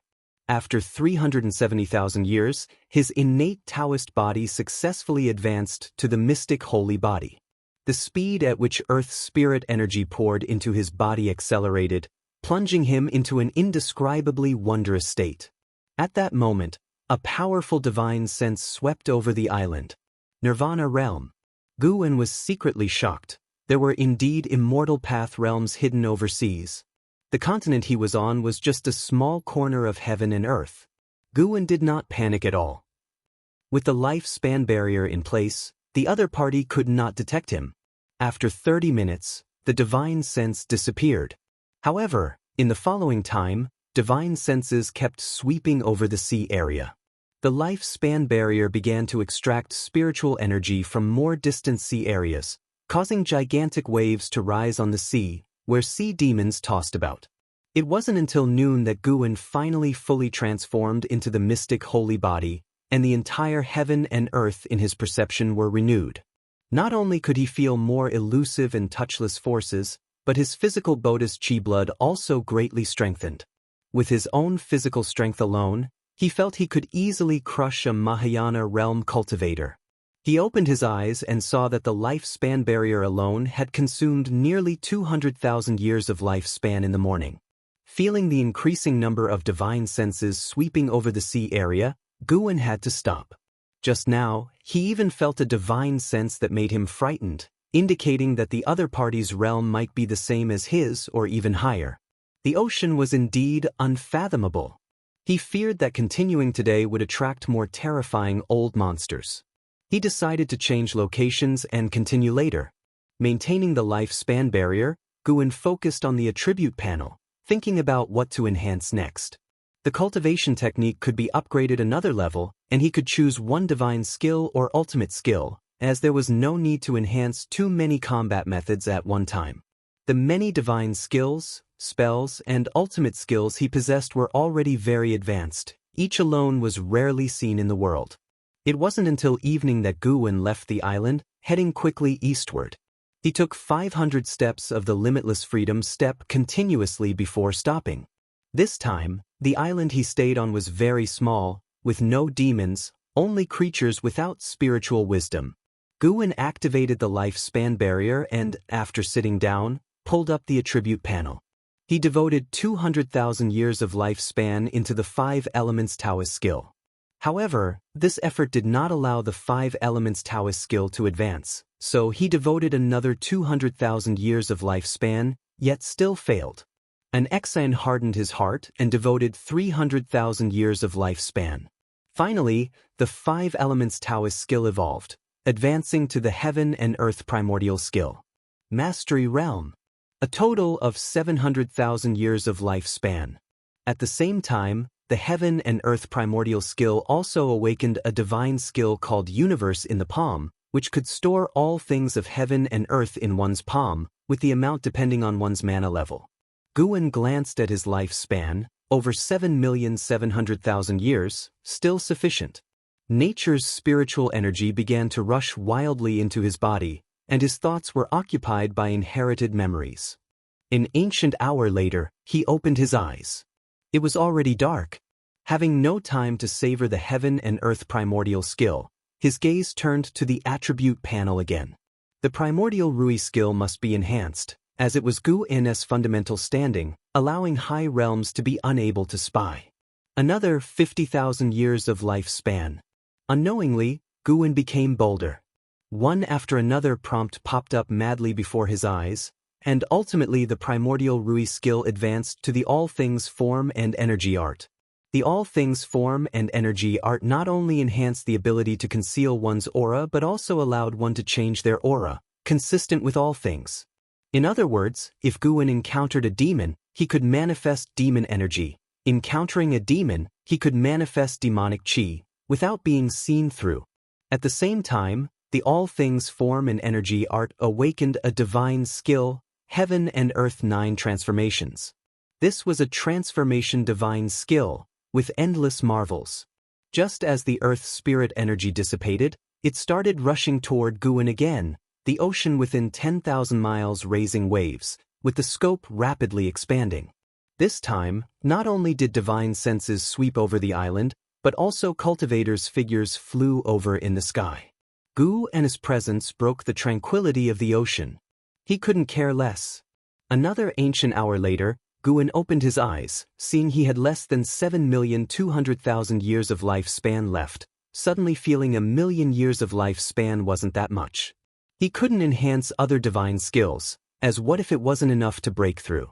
The higher the realm, the more lifespan consumed, especially the Immortal Path realm.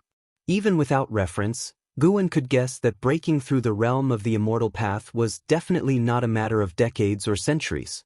He patted his face and silently began to pray. First, he devoted 1,000,000 years of lifespan into his cultivation level. Due to your reconstruction of cultivation techniques, you start from the energy cultivation realm comprehending the Heaven and Earth Primordial skill. You cultivated chi absorption for 1 year, and your cultivation level restored to the Foundation Establishment realm. You cultivated chi absorption for 3 years, and your cultivation level restored to the Core Formation realm. You cultivated chi absorption for 5 years, and your cultivation level restored to the Nascent Soul realm. You cultivated chi absorption for 500 years, and your cultivation level restored to the Mahayana realm. You cultivated chi absorption for 5,000 years, and with great accomplishments in the Heaven and Earth Primordial skill, you forcefully attacked the loose immortal realm and started tribulation crossing, but you did not endure the 5 mystical heavenly tribulation of the heavenly Tao. Tribulation crossing failed. You cultivated chi absorption for 10,000 years, and with great accomplishments in the Heaven and Earth Primordial skill, you forcefully attacked the loose immortal realm again, but did not endure the 5 mystical heavenly tribulation of the heavenly Tao. Tribulation crossing failed. Seeing that he had to reconstruct, Guwen's face instantly stiffened. Fortunately, he only took 5,000 years to start attacking the second realm of the immortal path. The combination of the heaven and earth primordial skill and the mystic holy body was terrifying. One must know the lifespan evolution consumed more lifespan than real-time cultivation, because it needed more lifespan to evolve the cultivation process and quickly transform spiritual energy into his cultivation level. This time-compressed process naturally generated additional lifespan consumption. Guwen gained infinite confidence in his current skill and foundation. 5,000 years for one tribulation crossing? Piece of cake. Failure, failure, failure. A series of failure prompts appeared before Guwen's eyes, and he remained unfazed, as he still had plenty of lifespan left. The cultivation speed had increased, but tribulation crossing was a different matter. Guwen was already prepared for many failures. 1,000,000 years of lifespan was enough for him to fail 200 times. Couldn't be that unlucky, could he? As Guwen watched, his face really did darken. What exactly was the 5 mystical heavenly tribulation of the heavenly Tao? Why was it so outrageous? Guwen thought of the previous heavenly tribulations he had endured. He had found no relevant records in the book collection pavilion. Others faced various minor heavenly tribulations, but for him, every heavenly tribulation seemed incredibly terrifying. He suspected it had to do with his physique and cultivation technique. Enhancing physique and cultivation technique, although it could accelerate cultivation speed, also increased the difficulty of tribulation crossing. Immortal cultivation was truly defying the heavens. However, during the evolution cultivation, he purely relied on himself to cross the tribulation without any assistance from external items, so it didn't matter if he failed. As long as he could break through, no matter how much lifespan it cost, it was worth it. 1,000,000 years of lifespan successfully went down the drain. It couldn't be said that way. At least his mana transformed from the wood attribute Dharma power of the primordial earth immortal skill to the 5 elements Dharma power of the heaven and earth primordial skill. Just this alone made him several times stronger than before. As Guwen consoled himself, earth spirit energy surged into his body again. This time, his thoughts were not influenced, so he continued to devote lifespan for evolution cultivation. Another 1,000,000 years. Failure. Failure. Failure. Guwen's expression became serious, starting to visualize the scenes of tribulation crossing failure, which must be extremely dangerous. He worked hard to evolve himself. You cultivated chi absorption for 450,000 years, and with great accomplishments in the heaven and earth primordial skill, you forcefully attacked the loose immortal realm, started tribulation crossing, you endured the 5 mystical heavenly tribulation of the heavenly Tao, tribulation crossing succeeded, and your cultivation level broke through to the first layer of the loose immortal realm.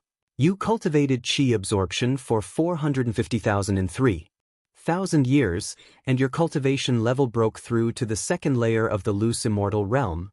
You cultivated chi absorption for 500,000 years, and your cultivation level broke through to the 9th layer of the loose immortal realm. You cultivated chi absorption for 560,000 years, and with great accomplishments in the heaven and earth primordial skill, you forcefully attacked the wandering immortal realm, started tribulation crossing, but did not endure the yin-yang yellow 5 emperors tribulation. Tribulation crossing failed. The constant failures began again. However, seeing himself reach the 9th layer of the loose immortal realm, his face beamed with joy. The difficulty of cultivating the loose immortal realm was certainly higher than the nirvana realm, but the lifespan Guwen spent hadn't increased. One had to know it took him 5,000 years of lifespan to go from the 7th to the 8th layer of the nirvana realm. From the 1st to the 2nd layer of the loose immortal realm, it only took 3,000 years of lifespan, clearly showing the power of the mystic holy body and the heaven and earth primordial skill. However, reaching higher realms did need more lifespan, which was normal, and Guwen could accept it. When all the prompts ended, Guwen still hadn't endured that damned yin-yang yellow 5 emperors tribulation. Guwen looked at his remaining lifespan of 5,000,000 years, his mood restless.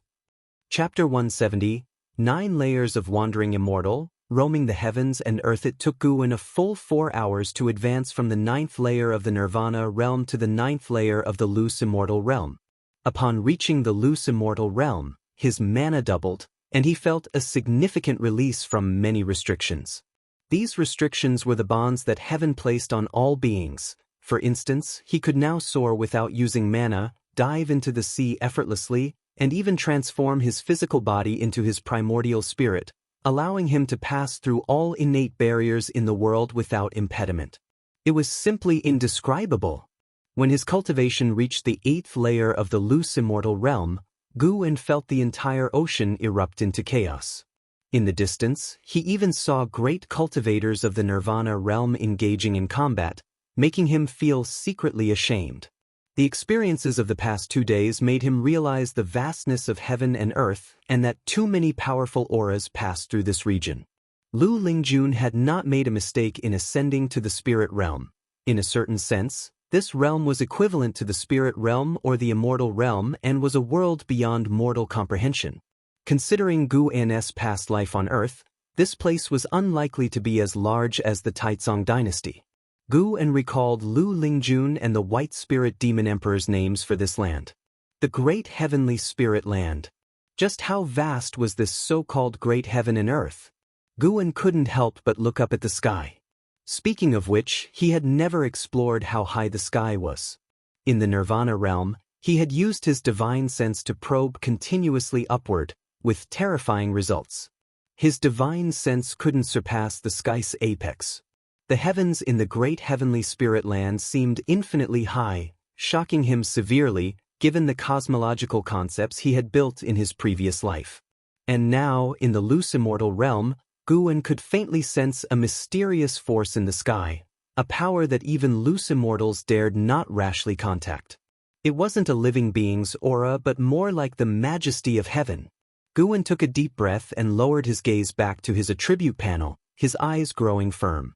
Since the commotion had already been significant enough, he decided to keep enhancing his cultivation level. 1,000,000 years of lifespan invest. A barrage of prompts appeared. Failure. Failure. Failure. Gu An remained optimistic. 5,000,000 years of lifespan? Can I break the Yin-Yang Shenhuang 5 Emperor's tribulation? I don't believe it. Just as this thought arose, his entire 1,000,000-year investment in lifespan failed to pass the tribulation. His expression unchanged, he invested another 1,000,000 years. He continued to fail repeatedly. He reminded himself that he was already a great cultivator at the 9th layer of the loose Immortal realm, with a stable Taoist heart. Do not be elated by external success, nor sad by personal failure. A third 1,000,000-year lifespan, invest. A few moments later, he couldn't help but utter a single word, crap. The demeanor nurtured through 91 years of cultivation in the immortal cultivation world finally broke, awakening a native expletive from the depths of his soul. Gu An dared not invest another 1,000,000 years and opted for 500,000 years instead. Heavens bless me. Wait, he was defying heaven, so he sought the blessing of his master, Qing Xianden. Failure once more filled his vision. When a prompt with significantly longer text appeared, his heart filled with joy. Here it comes. After 35,000 years of qi absorption cultivation, using the great accomplishment in the heaven and earth primordial skill, you forcefully impacted the traveling immortal realm, began to cross the tribulation, passed through the Yin-Yang Shenhuang 5 Emperor's tribulation, successfully crossing the tribulation, and your cultivation level rose to the 1st layer of the traveling immortal realm. After 35,500 years of qi absorption cultivation, your cultivation level rose to the 2nd layer of the traveling immortal realm. After 36,000 years of qi absorption cultivation, your cultivation level rose to the 3rd layer of the traveling immortal realm. After 44,000 years of qi absorption cultivation, your cultivation level rose to the 9th layer of the traveling immortal realm. After 46,000 years of qi absorption cultivation, using the great accomplishment in the heaven and earth primordial skill, you forcefully impacted the heaven and earth flying immortal realm, began to cross the tribulation, but failed to survive the heaven and earth divine intent heavenly tribulation. The subsequent 4,000 years were filled with failures, with a tribulation every 2,000 years. Phew, the 9th layer of the traveling immortal realm. Exciting! The earth's spirit energy surged upwards, and the sound of the earth groaned like a dragon's roar echoing in his ears, making him feel incredibly joyous. Heaven does not disappoint those who persist against life's odds. The heaven and earth flying immortal realm. Can one fly out of this sky? Guan pondered this with infinite anticipation in his heart. Now he only had 1,600,000 years of life left. He couldn't dare to continue crossing tribulations. If he got carried away and drained his entire lifespan, resulting in sudden death, it would be too sorry for his current life. The 9th layer of the traveling immortal realm should be enough, right? Currently, on the mainland surface, there were no Nirvana realm experts. They might exist in the Demon Land or the 7 Stars Spirit Realm, but they were hidden. The 7 Stars Spirit Realm might have loose immortals, but could they defeat a traveling immortal like him?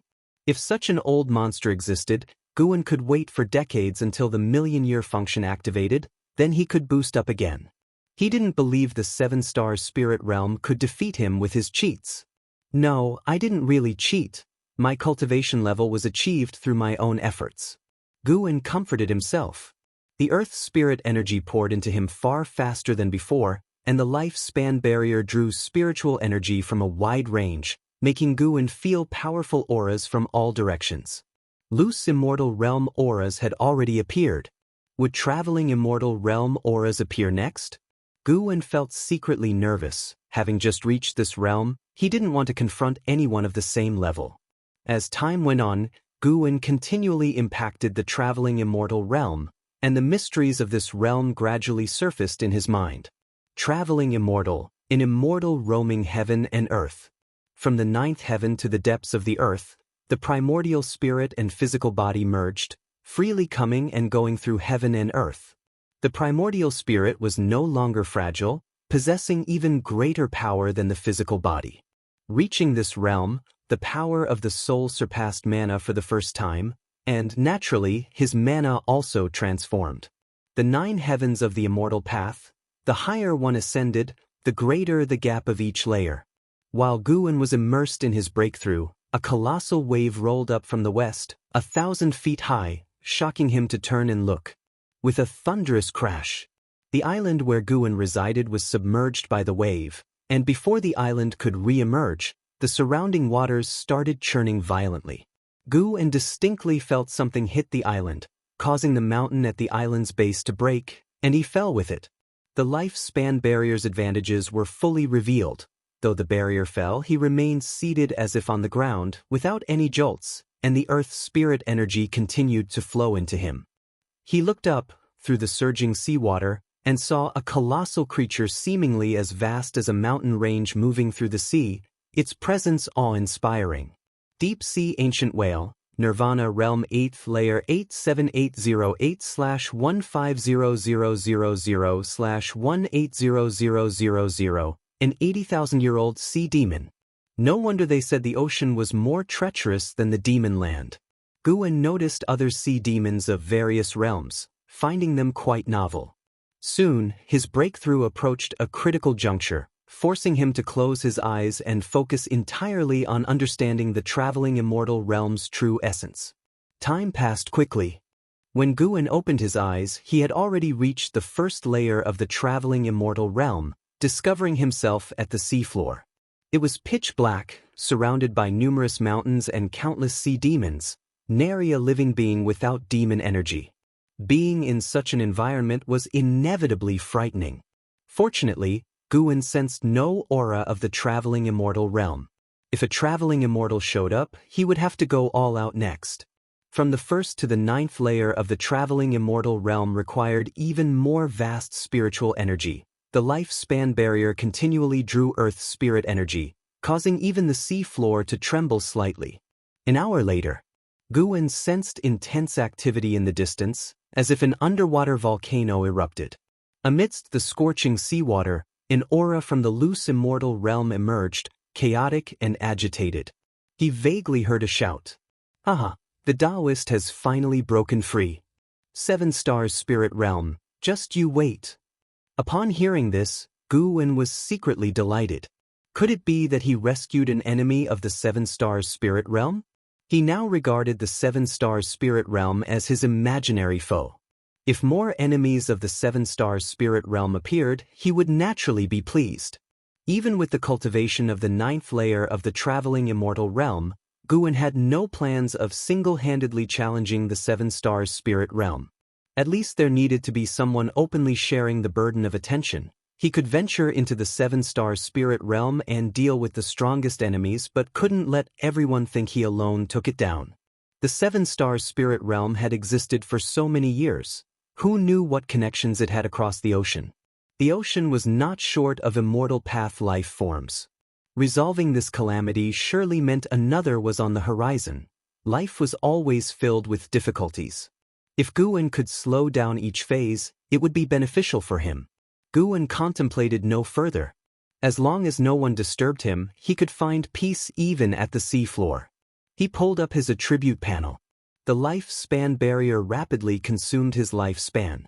He had about 1,500,000 years left. After some thought, he decided to enhance his swordsmanship. He had hesitated to do so before, fearing an insufficient lifespan, but now, with a remaining lifespan, he could proceed. He previously hesitated to upgrade the wood spirit sword technique. Now possessing the 5-element skill, there was no need to upgrade the wood spirit sword technique. He continued to enhance the Taitsong Divine Shocking Sword. This was the signature sword technique of Sword Venerable Fudao.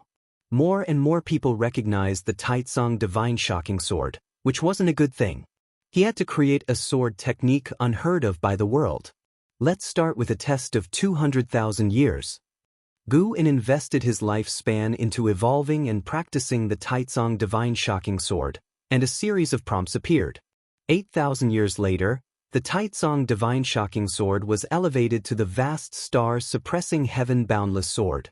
The remaining 12,000 years were used to bring the Vast Star Suppressing Heaven Boundless Sword technique to the peak creation realm. Vast memories then flooded Guwen's mind. The Vast Star Suppressing Heaven Boundless Sword used the stars to evoke sword intent, capable of suppressing heaven and earth. Its sword chi boundless and immense, already containing the mysteries of great divine power. Half an hour later, Guwen opened his eyes, brimming with determination. What a domineering Vast Star Suppressing Heaven Boundless Sword.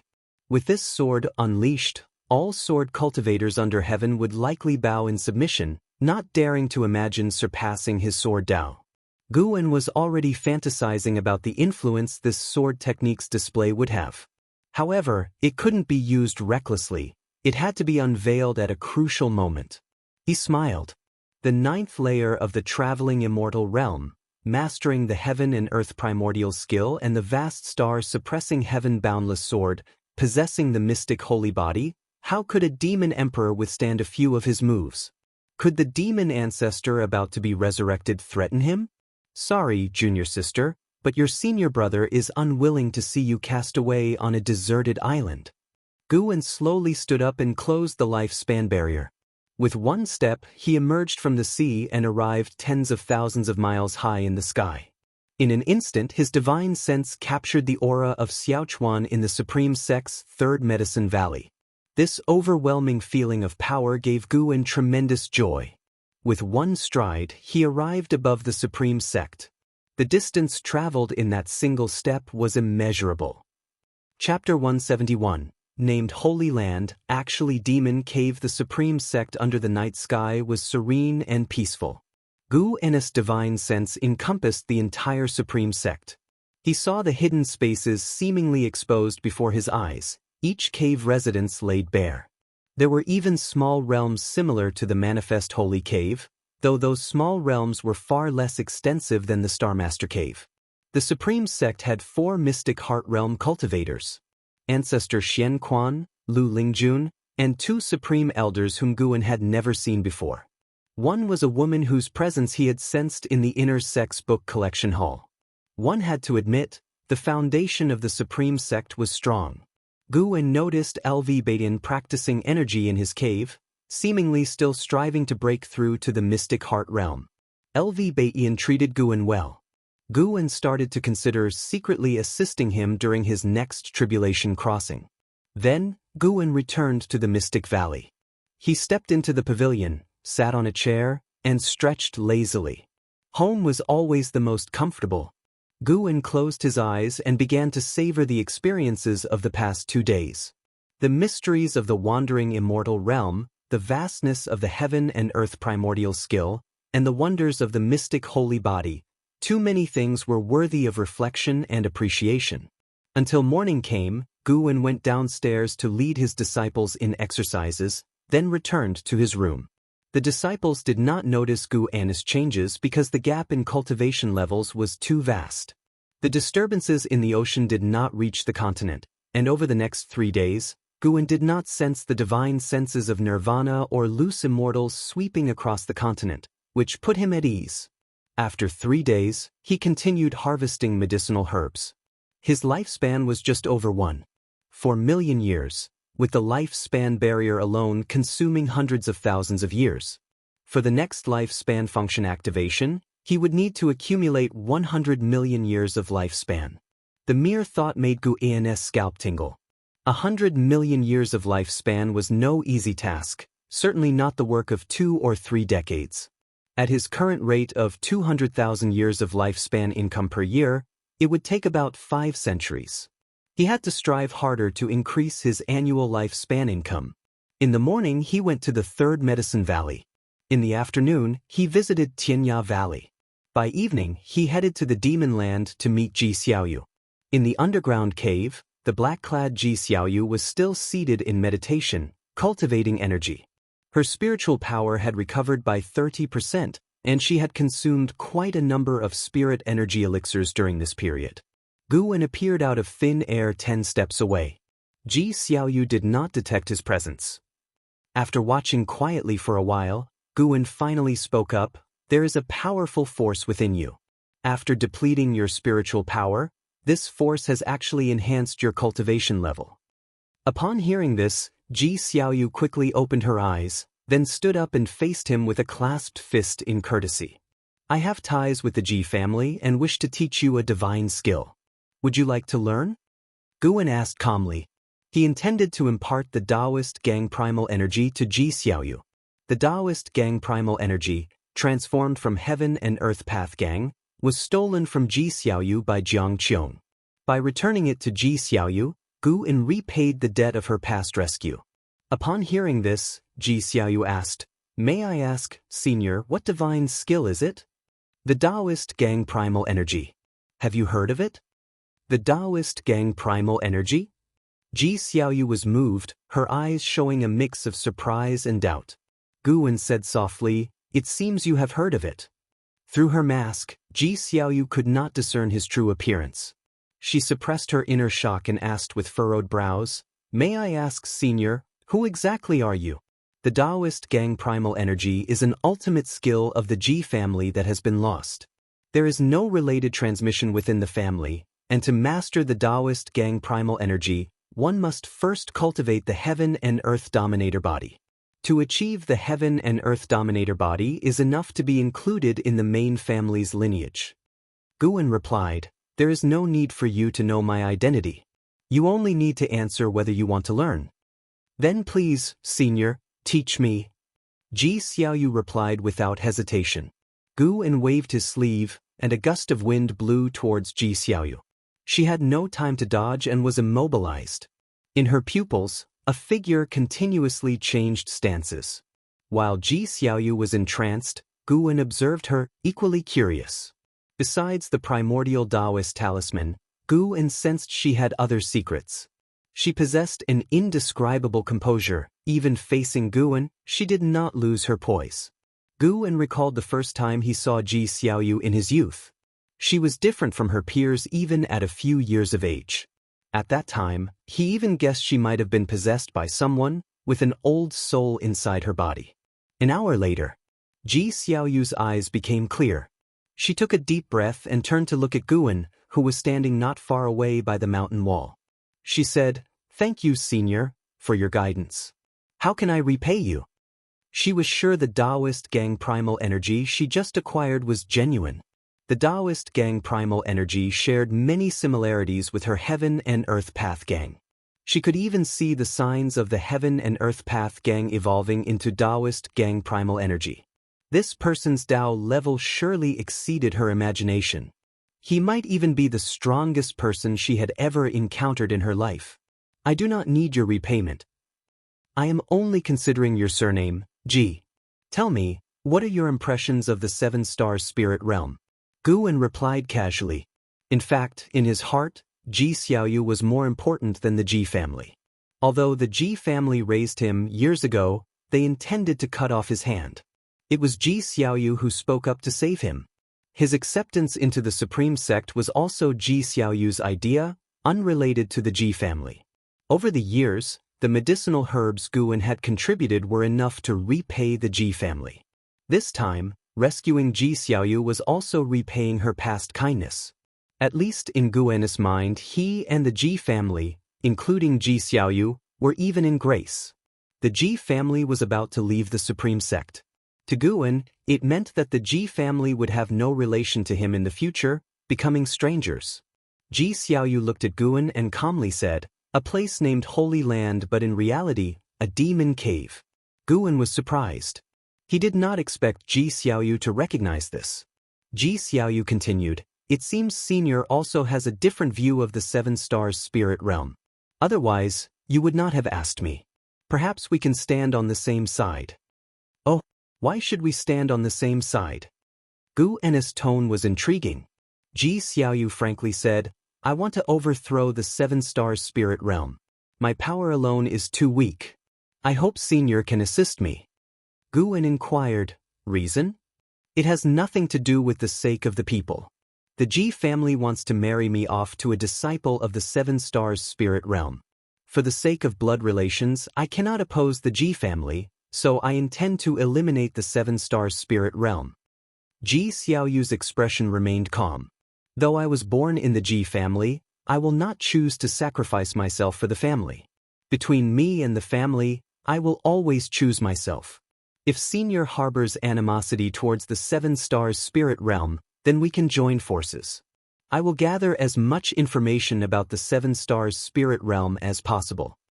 Listening to her, Guan could sense the coldness emanating from her bones, causing him to reassess her. In Guan's impression, Ji Xiaoyu had been merely calm and composed. Only this time did he truly understand who Ji Xiaoyu was. Although her words seemed selfish, Guan did not dislike her for it. A person must prioritize themselves, and Ji Xiaoyu had not harmed her clansmen. The 7-star spirit realm was indeed not a decent entity. Guan said, "All right." Ji Xiaoyu immediately raised her hand in salute to Guan. "Do you know that the root cause of the demon calamity comes from the 7-star spirit realm?" Guan suddenly asked. Upon hearing this, Ji Xiaoyu frowned and said, "I only know some of the evil deeds the 7-star spirit realm has done. I guess there might be a connection, but I don't know the specific reasons." Guan then told her what he had learned. As she listened, Ji Xiaoyu's brows furrowed more and more tightly. After he finished speaking, Ji Xiaoyu coldly said, "If what you say is true, then destroying the 7-star spirit realm could indeed save the populace. The 7-star spirit realm is deeply rooted and strong. To destroy them is extremely difficult. For now, you should lie low. Once humanity prevails over the demon calamity, then make plans against the 7-star spirit realm." Guan replied. Ji Xiaoyu nodded. Then Guan waved his sleeve, taking her to the edge of the great Jiang dynasty. In the land of 5 dynasties, there must be a transmission array leading to the 7-star spirit realm. Delivering her here made Ji Xiaoyu safer. Before Ji Xiaoyu could speak, Guan disappeared from the spot. Ji Xiaoyu spread her divine sense and soon caught sight of cultivators. Her expression grew complex. To cross such a vast distance in such a short time? Who exactly is he? As autumn ended, winter's snow finally arrived. After parting with Ji Xiaoyu, Guan returned to his usual farming life. Even though he had reached the 9th layer of the wandering immortal realm, he did not act recklessly. However, the changes brought by wandering immortal could not be completely hidden, so he began to elevate his apparent cultivation level. He planned to pretend to reside in the core formation realm using elixirs. In the future, he could slowly improve his cultivation, creating the image of someone dependent on elixirs. This would make others think him lucky and not strong. Guwen aimed to be perceived as harmless to the Supreme Sect and other factions, making everyone believe there was no point in killing him, nor any harm in keeping him alive. This day, in the Third Medicine Valley, Guwen was playing chess with Lu Lingjun. Snow drifted down but could not cover their bodies or the chessboard. Guwen placed a piece and smiled, "You've lost again." Lu Lingjun frowned, puzzled. She had calculated countless scenarios. How did she still lose? It didn't make sense, she thought. She was in the mystic heart realm. Unable to restrain herself, she asked, "Why can't I beat you?" "You're too hasty. Being hasty leads to flaws." Guwen replied. Chess was something he brought to this world. How could he lose? He had to defend the dignity of Wuxia people. Lu Lingjun couldn't help but ponder. At that moment, a figure flew over, Elder Gu Zong's son, Guyu. He quickly landed beside Guwen, excitedly saying, "Guwen, the true inheritor disciple has returned. He's planning to lecture in the inner sect after the new year. You have to listen. They say he's now in the Mahayana realm." Hearing this, Lu Lingjun grew interested too. 4 mystic heart realm cultivators, the most intriguing subject was how to reach the Mahayana realm. Guwen couldn't help but ask, "Really? What is the true inheritor disciple's name?" Yesterday, he had sensed a Mahayana realm cultivator enter the Supreme Sect. As elders had personally received the person, he hadn't paid much attention. Of course, it's true. His name is Xianxia. With a Mahayana cultivator like him, we'll have a better chance against the demon calamity. He said if he'd come back earlier, dealing with the 6-headed sea dragon, another Mahayana cultivator would have taken just a single move. Guyu said excitedly, his face full of admiration. Chapter 172, Regret having met too late, Journey to the West. Guyu's arrival interrupted the chess game between Guwen and Lu Lingjun. Lu Lingjun was also interested in Xianxia, so she asked Guyu a few questions. After chatting for a while, Guyu finally left. Guwen noticed Lu Lingjun's drifting thoughts and knew she was thinking about Xianxia. He stood up and turned to leave. Lu Lingjun suddenly said, "After the new year, you should go listen to the teachings too. It's a rare opportunity, as great cultivators are not often seen." Guwen turned back to look at her, seeing her face full of longing. He chuckled lightly without saying more. The influence of a Mahayana realm cultivator's teachings was immense.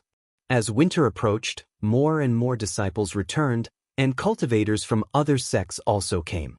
Xianxia's name spread throughout the Immortal cultivation world, and his cultivation achievements were revealed and widely circulated. Supreme Sect's strongest genius since ancient times. Core formation at 20, nascent soul formation at 42, divinity transformation at 70, void crossing at 100, and unification at 200. Due to his extraordinary talent, Supreme Sect hid his true age before he reached the unification realm. When he attained the 9th layer of the unification realm, he went south to seek immortal fate directly. This made Supreme Sect even more cautious about mentioning his talent, fearing great calamity. He searched overseas for immortals for 300 years, and upon his return, he had already reached the Mahayana realm. With Supreme Sect's grand promotion of Xianxia's legendary life, his name shook the world in a short time, overshadowing the 9 cultivators. The vast majority of cultivators found his achievements unbelievable, even thinking Supreme Sect was exaggerating. Guwen heard about Xianxia's deeds in the Outer Gate City and also thought it exaggerated. But on second thought, it made sense. No wonder someone in the sect said as long as the true inheritor wanted the sect leader position, LV Batian would have to step down within a day. In the face of such talent, no matter how great LV Batian's contributions were, he had to concede. Although Xianxia's growth trajectory defied the understanding of ordinary cultivators, his return indeed boosted Supreme Sect's morale. Even before the new year, the Outer Gate City already had a festive atmosphere. Amidst the vast winter snow, Guwen arrived at the 3rd Medicine Valley from Mystic Valley. As soon as he arrived, he sensed 2 auras, one of which was unmistakably at the Mahayana realm. Xianxia was here. Gu An's expression remained calm as he walked towards his loft. Upon pushing open the door and entering the room, he saw two people inside, the vice sect leader Xianxia and a man in green robes.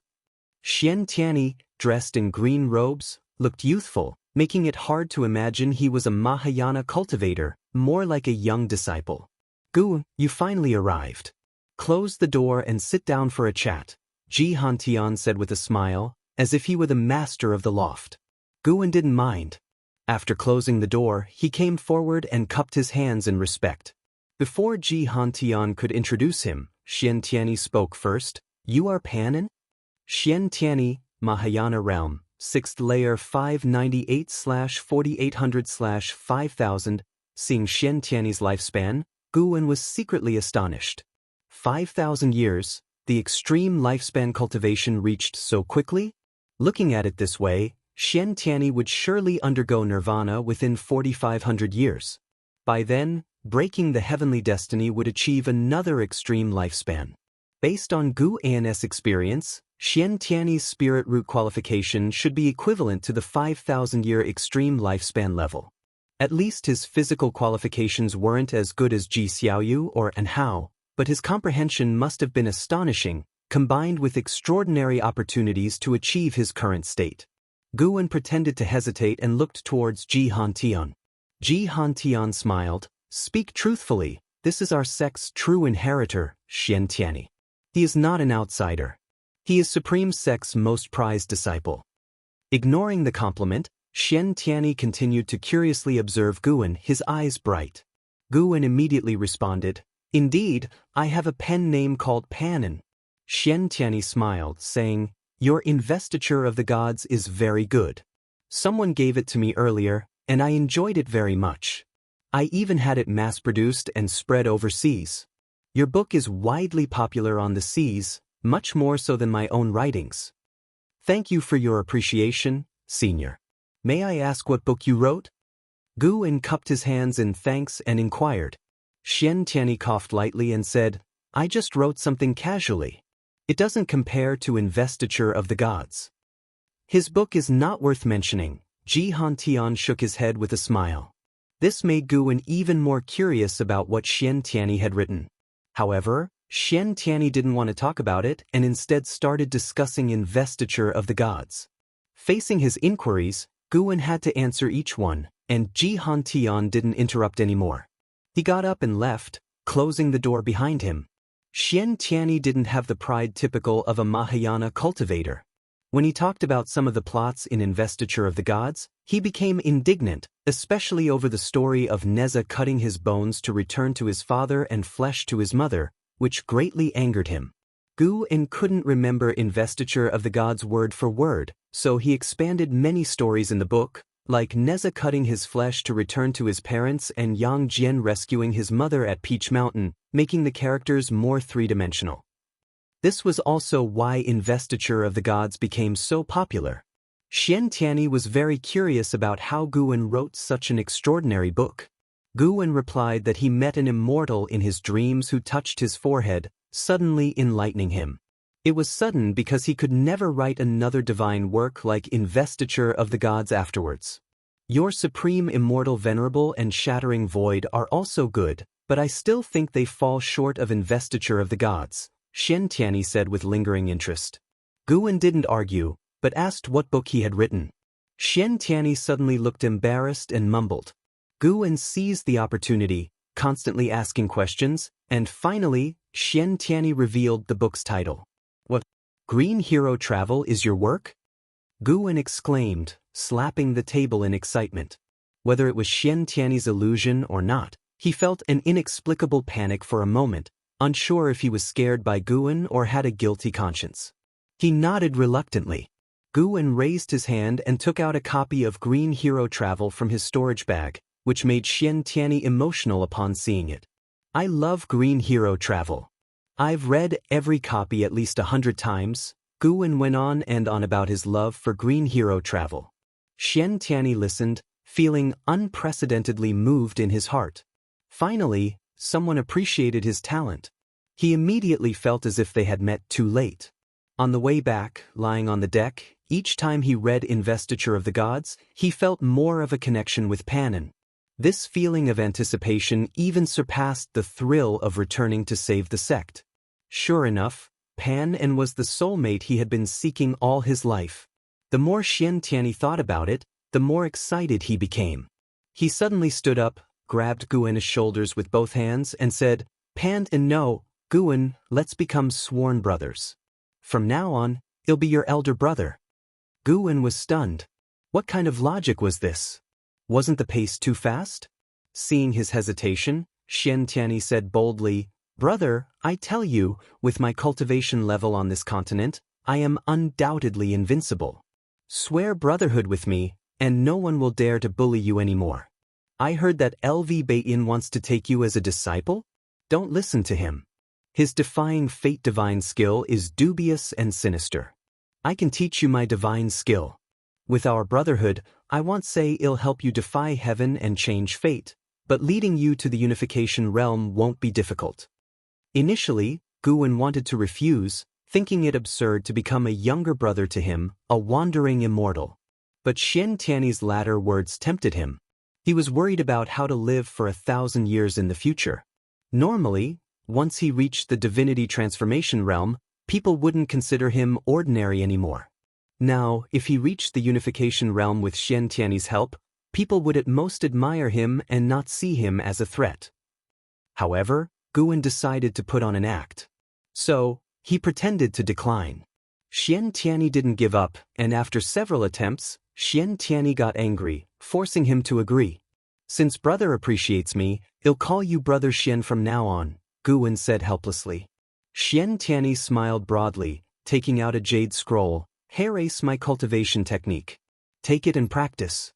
After the new year, they'll send a batch of cultivation resources to you." "This isn't good, right?" Guwen said, holding the jade scroll with embarrassment.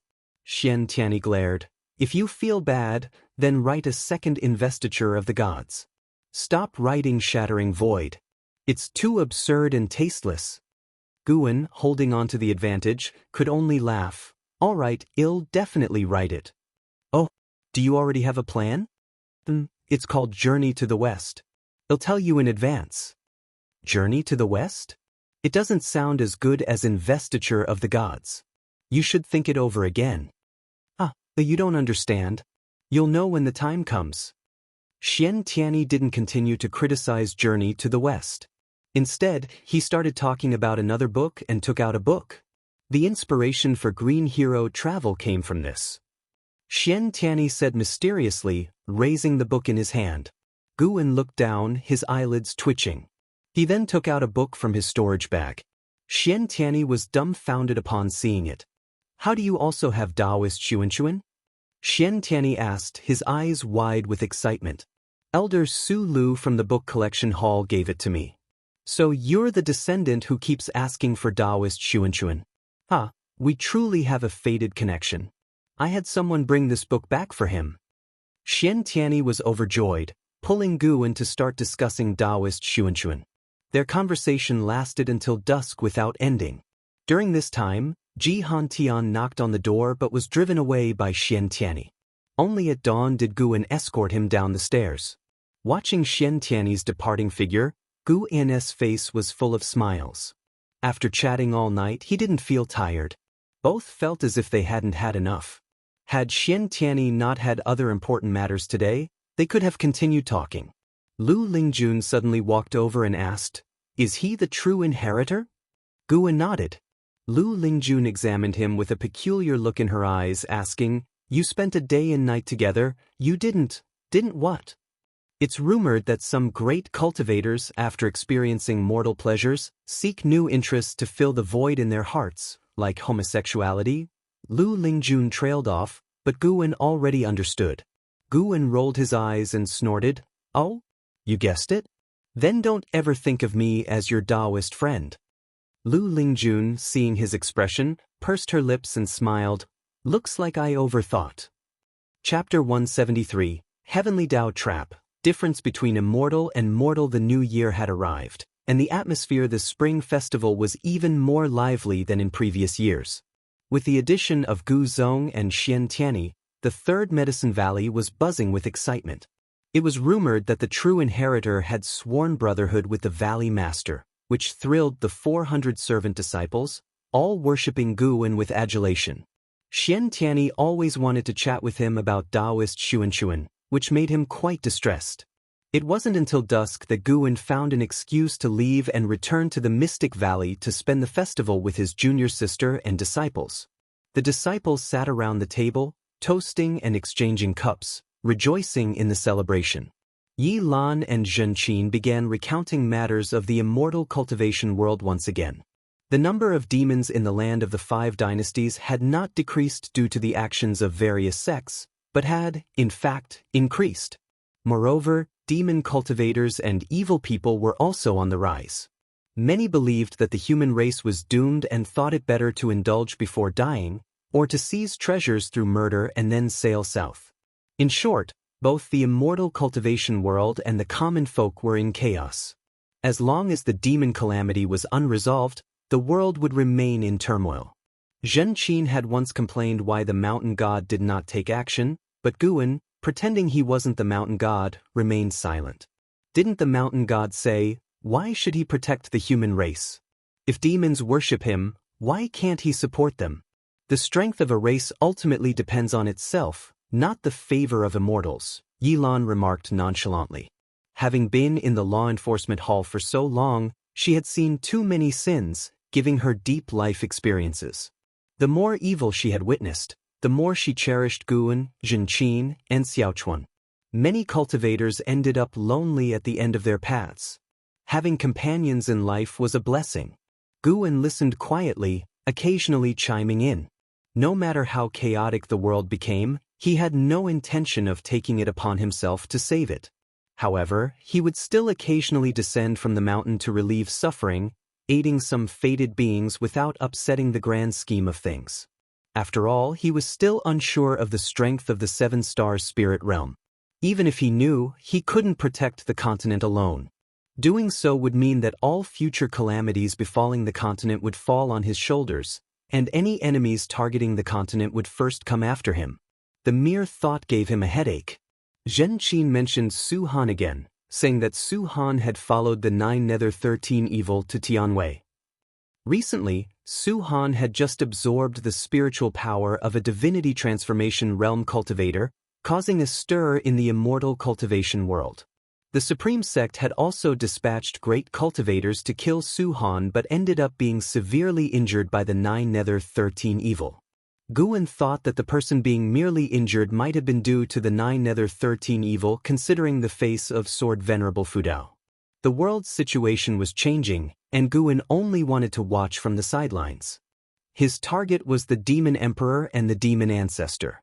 Once the demon calamity erupted and the world plunged into chaos, he would seize the opportunity to eliminate the Demon Emperor and the Demon Ancestor, eradicating the greatest scourge of the calamity. The remaining demons would serve as grindstones for the world's cultivators. The conversation lasted deep into the night, and Yi Lan and Zhen Qin decided to stay in the Mystic Valley and leave the next day. Yi Lan even came to his pavilion to confide in him. As they chatted, Yi Lan suddenly blew out the candle in the room. "Junior sister, what are you doing?" "Senior brother, I fear the calamity may strike at any time and do not wish to have regrets before I die." "You again?" "Senior brother, though I may not be your Taoist friend, let us cherish the feelings we have now. What say you?" "Junior sister, we should not be like this." "Senior brother, I really like you, stop it." "Senior brother, don't make me use force." Bang, bang, bang. Sounds of physical confrontation echoed inside the room. Come morning, Guwen and Yi Lan came downstairs, Guwen walking ahead with a smug expression. Yi Lan, rubbing her wrist, looked at him with a resentful gaze. They had fought last night. Yi Lan had tried to use force, but surprisingly could not overpower Guwen. In the end, she was unsuccessful and inevitably felt disappointed. Yet, thinking of how Guwen had restrained her, a smile tugged at her lips. So, senior brother likes this sort of thing. Yi Lan began to understand Guwen a little more. She quietly rubbed her backside, counting how many times senior brother had struck her last night. After finishing her morning exercises, Yi Lan and Zhen Qin left. Guwen then sneaked into the 8 Sina caves. As he approached the green vine tree, Jiang Qiong, with her eyes closed, said, "Last night was the spring festival, wasn't it? It was really lively." "Yes, I brought you some pastries made by the disciples." Guwen responded, squatting down and taking out the pastries and wine. Jiang Qiong opened her eyes and looked at him. "Do you like your junior sister Yi?" she asked. Guwen replied, "To say I don't like her at all would be a lie, but I feel I cannot accept her now. It would delay our cultivation." "Oh, and why do you think it would cause a delay?" Jiang Qiong asked, intrigued. "Once someone is in your heart, you can't help but think of them. If the relationship is confirmed, feelings turn into responsibility, and you'll consider that person in everything you do. This inevitably affects your cultivation. I'm not afraid of being affected myself, but I hope she can cultivate peacefully without my influence," Guwen said earnestly. He spoke from the bottom of his heart. Yi Lan had poor aptitude and now needed to find a way to cultivate the primordial reincarnation skill to change her extreme lifespan. Guwen could choose to accompany her for the last 100 years of her life, but he didn't want her to have only 100 years now. If love lasts forever, why not cherish every moment together? Guwen raised his wine cup, offering it to Jiang Qiong. Jiang Qiong looked into his clear eyes, feeling as if she was seeing him for the first time. This boy still had a romantic heart. Jiang Qiong asked, "How do you know you'll definitely live longer than her? What if you die first, and her years of painstaking cultivation lead to a regretful second half of her life? What then?" Guwen smiled proudly. "To be honest, I now possess 2 slices of the Medicine Valley, with an endless supply of medicinal herbs. Even if I don't cultivate much, living a few hundred years just by relying on elixirs isn't hard." "A few hundred years?" Jiang Qiong found it amusing. This boy's perspective was really narrow.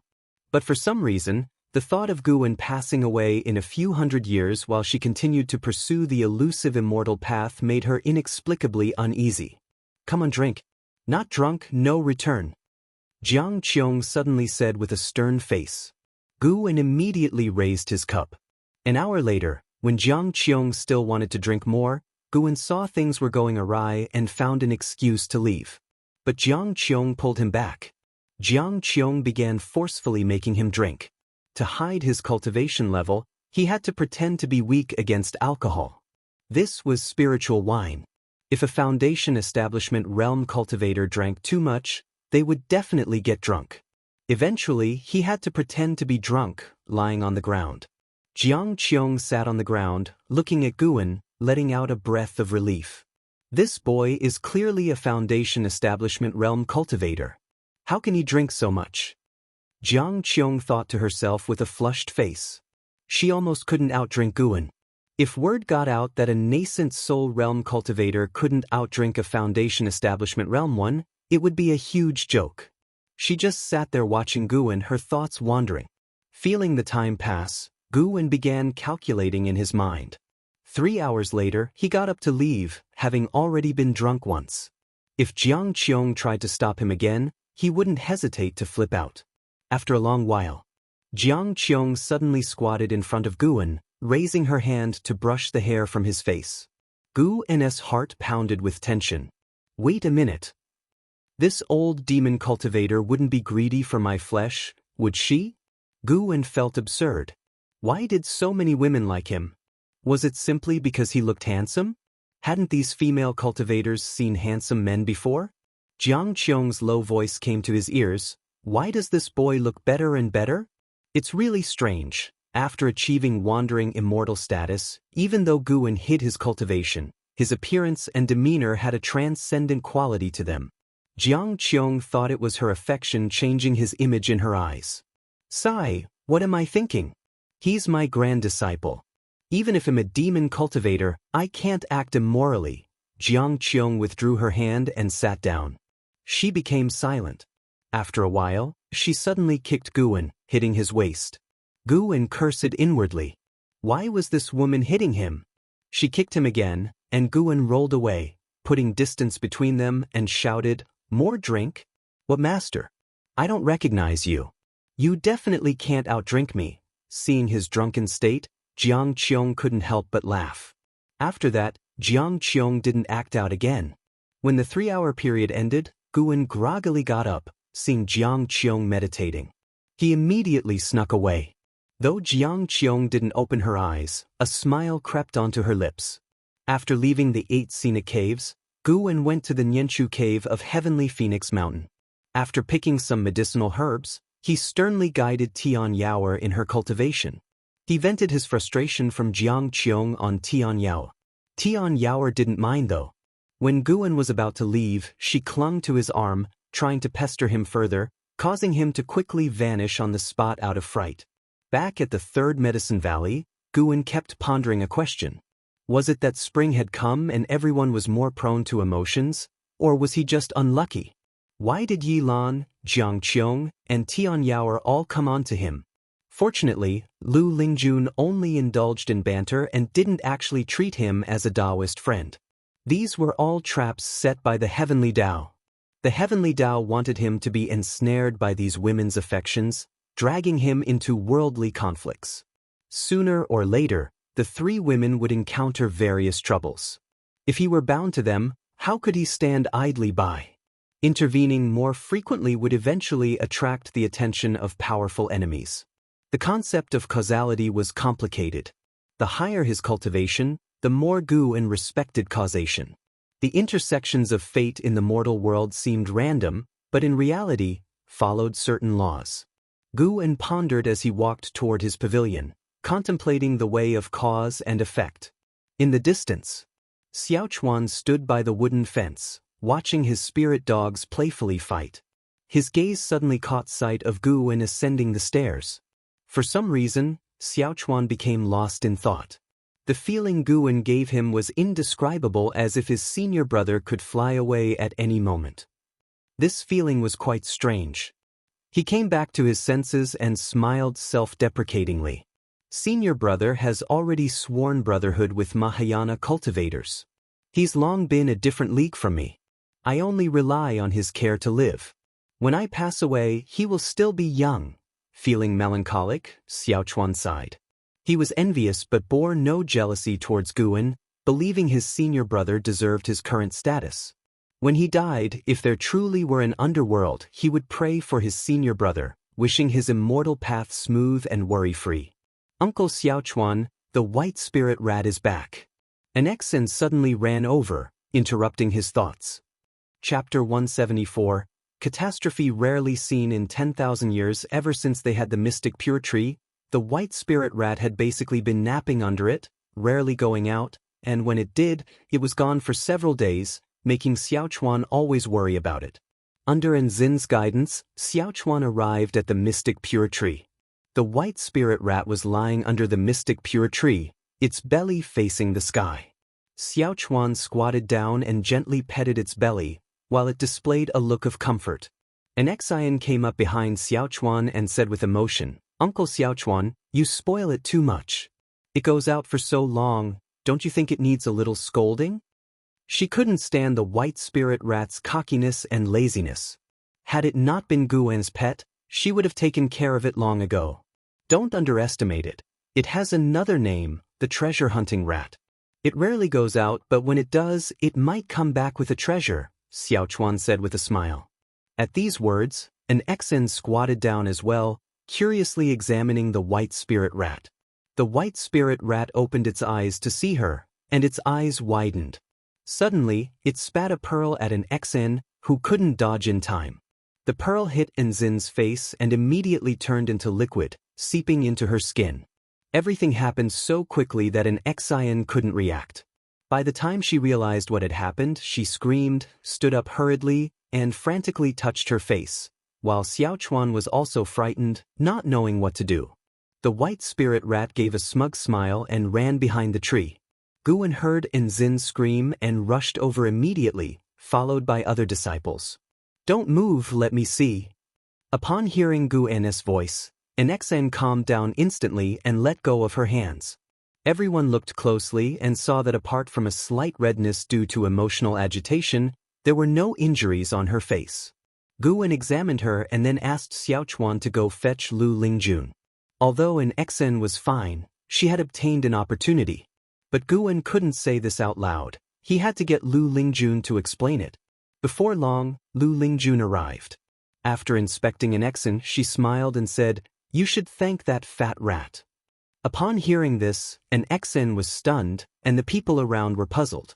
The white spirit rat suddenly peeked out from behind the tree, baring its teeth at Lu Lingjun, but its overly chubby figure rendered it completely non-threatening. "Senior, do you recognize the pearl it spat out?" An Xian asked nervously. Just as Lu Lingjun was about to answer, a figure flew in from the distance, and she turned to look. The newcomer was an imposing male cultivator who swiftly landed behind the group. Frowning, he asked, "Whose white spirit rat is that?" An Xian couldn't help but tighten her grip on her sleeve. Guwen stepped forward and said, "It is mine." "I'm sorry, Taoist friend, that pearl has already been absorbed by my disciple. I am willing to compensate with medicinal herbs." An Xen looked at him with gratitude, while Lu Lingjun had a look of amusement. The male cultivator's cultivation level was at the nascent soul realm, and his cave was not far from the Third Medicine Valley. Having only joined Supreme Sect 2 years ago, he was unaware of the importance of the Third Medicine Valley. Seeing that Guwen's cultivation was low, he said sternly, "Compensate with medicinal herbs? You are merely the acting valley master. How many medicinal herbs can you offer? My water spirit pearl is an extremely rare treasure. Your white spirit rat sneaked into my cave while I was away and stole it. This is unforgivable." Lu Lingjun chimed in, "The water spirit pearl is indeed rare. It can enhance a being's perception of water attribute spiritual energy." The male cultivator glared at an Xen with even more anger, making her even more anxious. Guwen said helplessly, "How about 26th grade medicinal herbs?" Hearing this, the male cultivator was moved, surprised at Guwen's generosity. The disciples were also shocked, knowing the high value of 6th grade medicinal herbs. They usually handled even the seeds with extreme care, for a single seed of a 6th grade herb was worth their lives. Seeing the male cultivator hesitate, Guwen continued, "This disciple of mine is Enhao's sister. Her aptitude is mediocre, so she can only temporarily reside here. If you can let this matter go, Enhao will also appreciate it." "Enhao? Which Enhao?" the male cultivator asked with a frown. Guwen smiled, "Of course, the top of the golden list." The disciples were not surprised, as this had long ceased to be a secret, while an Xian opened her mouth but said nothing. When the male cultivator heard this, his expression shifted between dark and bright. He coughed once and said, "In that case, on Enhao's account, I'll accept your 26th grade medicinal herbs. But keep a better eye on your white spirit rat in the future." "Thank you for your generosity, brother. I will take you to get the medicinal herbs." Guwen took the male cultivator away, leaving the other disciples to discuss the event. Xiaochuan began to comfort an Xen. She did not feel wronged, but rather ashamed, as she had received such a stroke of luck out of nowhere and caused trouble for Guwen and Enhao. She felt guilty. Lu Lingjun snorted, "That kid has guts, not even letting me help." She was a member of the Hall of Elders and could have easily made the male cultivator leave with a word. This made her see Guwen in a new light. Besides her, Guwen had also sworn brotherhood with Xianxia and had a close relationship with the sect leader. Even so, Guwen did not resort to abusing his power, always offering sincere compensation. This character was truly admirable. After the time it takes for an incense stick to burn, the male cultivator left. Guwen looked back, feeling quite emotional. Was this a fortunate mistake? If Xiaochuan hadn't been so kind to the white spirit rat, would it have spat the pearl on his face? Xianxia's Dao Enlightenment Conference was held as scheduled. Guwen took an Xian and Xiaochuan to the inner sect city to listen to the teachings.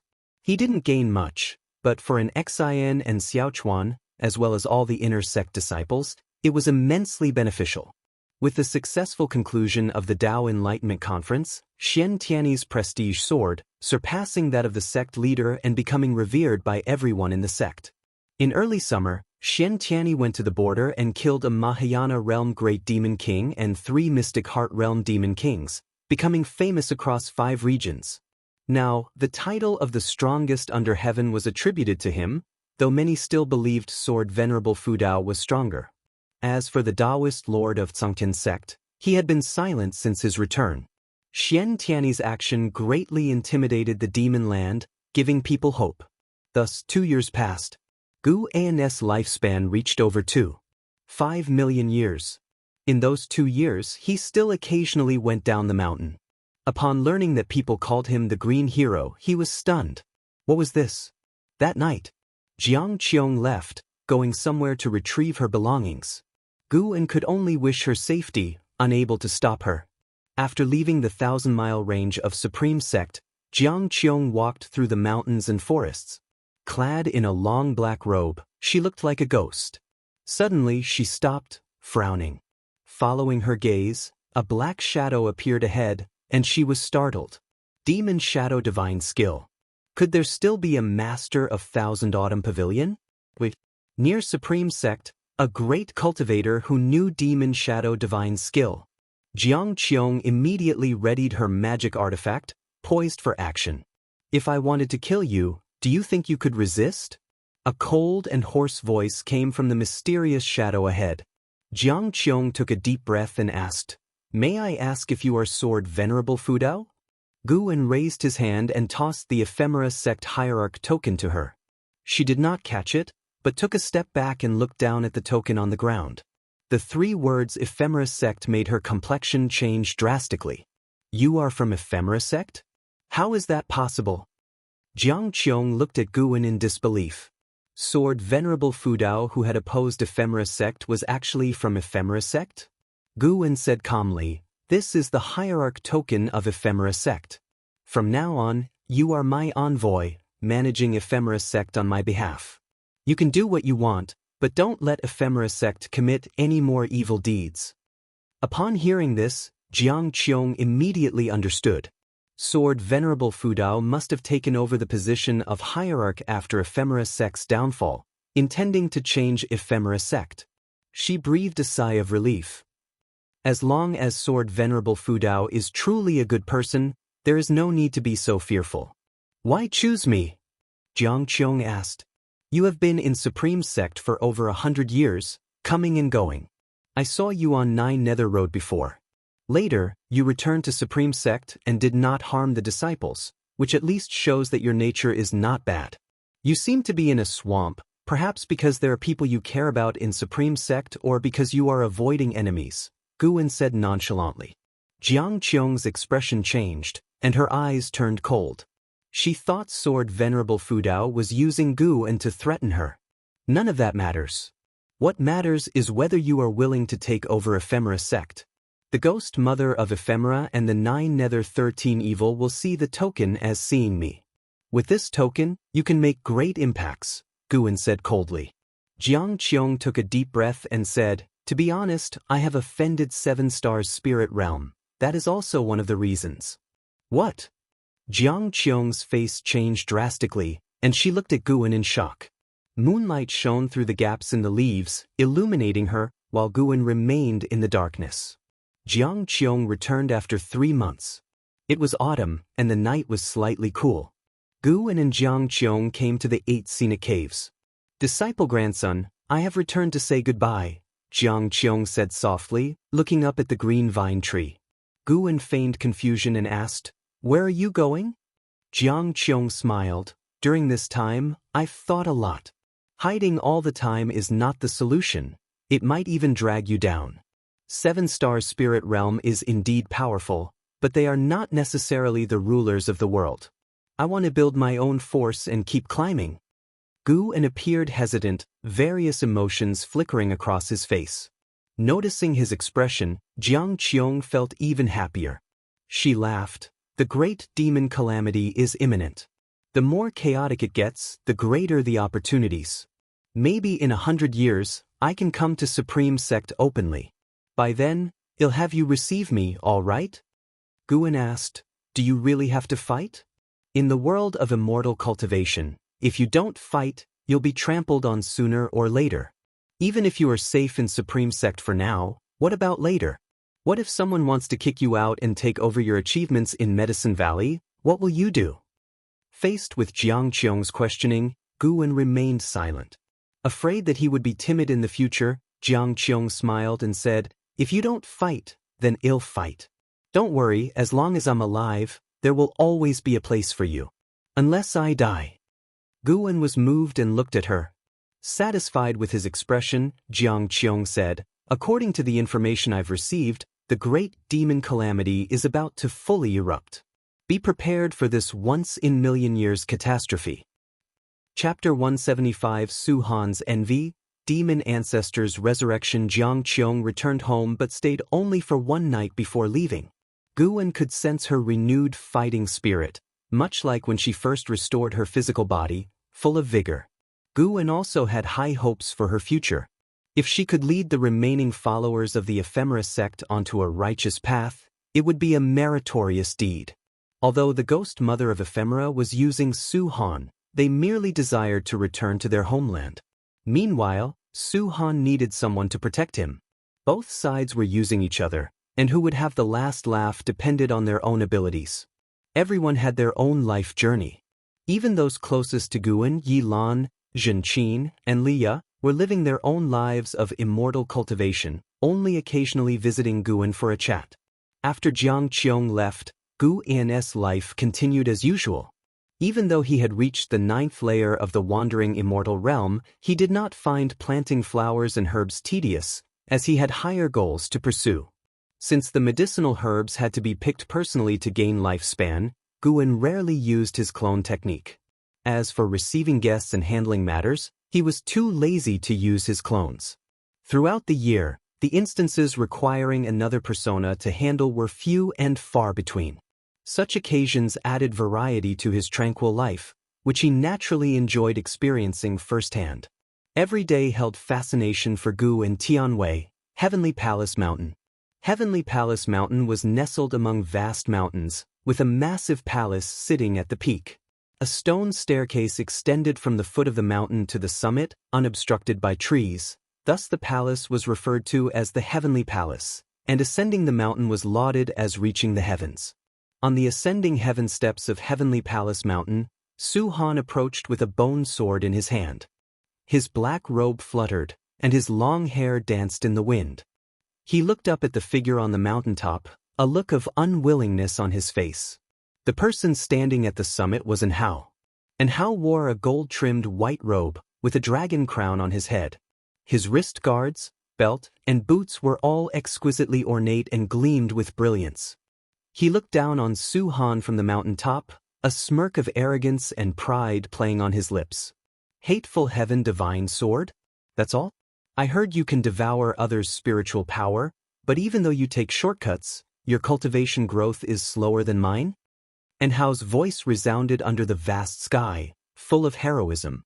Su Han looked up at Hao, not angry, but with a complex expression in his eyes. At that moment, several figures appeared in the woods at the base of the mountain. They moved like specters, quickly positioning themselves behind Su Han. 9 Nether 13 Evil. Su Han raised his sword to block them.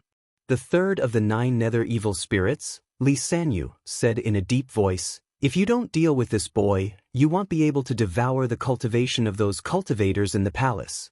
Su Han responded calmly, "He's from the Supreme Sect. I don't want to deal with a disciple of the Supreme Sect." The 7th of the 9 Nether evil spirits, Li Chio, mocked, "You can injure him without taking his life." Seeing the 9 Nether 13 evil appear, Hao squinted. He raised his right hand, and a long sword materialized in his palm. Bathed in sunlight, the blade glimmered with a radiant arc. Su Han frowned, hesitating. The 9 Nether 13 evil did not wait for him to decide and started to ascend the steps. Rumble, clouds in the sky churned, quickly transforming into thunderclouds. A powerful sword intent enveloped the 9 Nether 13 evil and Su Han. Su Han's eyes widened, looking up at Hao in horror, unable to maintain his composure from before. Such sword intent, how could it be? Su Han knew that Hao was younger than him. He couldn't comprehend how and how had cultivated such a powerful sword intent. To have honed the Taitsong divine shocking sword to such a degree? What is your relationship with Sword Venerable Fudao? A voice rang out, belonging to the ghost mother of Ephemera. As soon as she spoke, the 9 nether 13 evils stopped in their tracks. The name Sword Venerable Fudao made them cringe in fear. Luckily, they had not attacked and how earlier. And how snorted coldly, "Why ask so many questions? If you want to fight, then fight." The Taitsong sword intent caused the thunderclouds to gather into a human face. If Guan saw this, he would feel gratified, as in how had taken the mastery of the Taitsong divine shocking sword to a new level. Retreat! The ghost mother's voice rang out, and the 9 nether 13 evil turned and descended the mountain without hesitation. As they walked past Su Han, they nudged his shoulder. Su Han followed them down, but he couldn't help but glance back at Anhao. It was the first time he had seen someone scare off the ghost mother of Ephemera, which made his feelings more conflicted. If I had a background like his, I wouldn't be in this situation. Su Han quickly disappeared into the forest with the 9 nether 13 evil. At the mountain top, Anhao quietly exhaled, despite his arrogance. The 9 nether 13 evil had put him under tremendous pressure. His master was truly formidable. Wherever he went, he thrived. Anhao felt proud, then turned and walked towards the heavenly palace. Before he reached the door, Xianxia poked her head out from within, looking at Anhao excitedly. As Anhao approached, she softly asked, "So your master is Sword Venerable Fudao?" Anhao pressed her head, not uttering a word, and walked straight into the heavenly palace. Late autumn, 3rd Medicine Valley. Guan sat on the staircase of a pavilion, watching the disciples clear the autumn leaves. The 3rd Medicine Valley was vast and its scenery magnificent, making him feel content. The weather was pleasant, the wind was gentle, everything seemed wonderful. The only blemish was a strong surge of demon energy gathering in the north. Guan used his divine sense, at the wandering immortal realm, to see endless demons surrounding a mountain. The mountain appeared as if it had been sliced by the heavenly sword, its top flat, with an altar standing on it. The area around the altar was filled with great demons, the lowest of which were at the mystic heart realm, and one had even reached the nirvana realm. Guan speculated that the one of the nirvana realm must be the demon emperor. A stronger demon energy than the nirvana realm was amassing within the altar. Demon energy pervaded the lands and skies, and the clouds above churned. Occasionally a meteor would fall, resembling an apocalyptic scene. Moreover, Guan sensed the presence of great cultivators around the demons. Some of these cultivators also had the aura of the nirvana realm. Evidently, these cultivators were from the 7-star spirit realm, and they were waiting for the resurrection of the demon ancestor. Neither human nor demon, what an interesting world. Guan laughed softly, his tone mocking. He retracted his divine sense and then took out the Taoist Sunshin's writings to peruse. He had no intention of prematurely stopping the demonic calamity. He planned to act unexpectedly against the 7-star spirit realm, and now was not the right time. The sun set and the moon rose. An Exan arrived at the staircase, asking, "Master, why are you sitting here?" Guan looked at her, smiling, enjoying the moonlight. "How about you? How has your cultivation been lately?" After merging with the water spirit pearl, Enzin's maximum lifespan hadn't changed. Treasures of extraordinary rarity in this world couldn't easily alter one's lifespan limits, but he could feel that Enzin's energy absorption speed had greatly improved. An Exan smiled sweetly and said, "Pretty good, thanks to you, master. I promise to cultivate herbs well to make up for your loss. A 6th-grade herb is priceless. It might take you a lifetime to make up for it." "No problem. As long as you don't mind, master, I'm happy to stay in the Medicine Valley for a lifetime." Unlike Anhao, who sought justice in the world of immortal cultivation, an Exan, aware of her mediocre talents, only cared about this Medicine Valley. There were hundreds of disciples in the valley, so life was not dull. Occasionally she would visit the outer gate city. She had no worries and enjoyed these days greatly. Seeing Enzin's bright smile, Guan couldn't help but smile too. "Then I will provide for her for a lifetime." Guan treated his disciples well, not for any return. Could these disciples surpass him in power? He simply enjoyed creating good relationships. Having affection for others who reciprocated his kindness gave him satisfaction. The master and disciple chatted idly, and an Xan mentioned the white spirit rat, saying it was too fat and needed some exercise. Thus, Guan entrusted the white spirit rat to her, permitting her to handle it as she wished, which made her very happy. One night passed. Early the next morning, many Supreme Sect disciples flew northward. Some even flew over the Third Medicine Valley, making an impressive spectacle and causing the valley's disciples to talk excitedly. After watching for a while, Guan stepped onto the transmission array platform. An ancient hour later, Guan arrived at Xianxia Valley. He saw LV Xian had returned, meditating on a cliff facing the valley's entrance. Seeing him from afar, LV Xian nodded slightly as a greeting. Guan nodded back and walked into the valley. 2 years had passed, and the world's landscape had greatly changed. Now only 3 dynasties remained: the Taizong dynasty, the Tianwei dynasty, and the Great Jiang dynasty. Among them, the Taizong dynasty possessed the most extensive territory. The Great Jiang dynasty was at the bottom because they hadn't participated in the internal wars, being too busy fighting demons.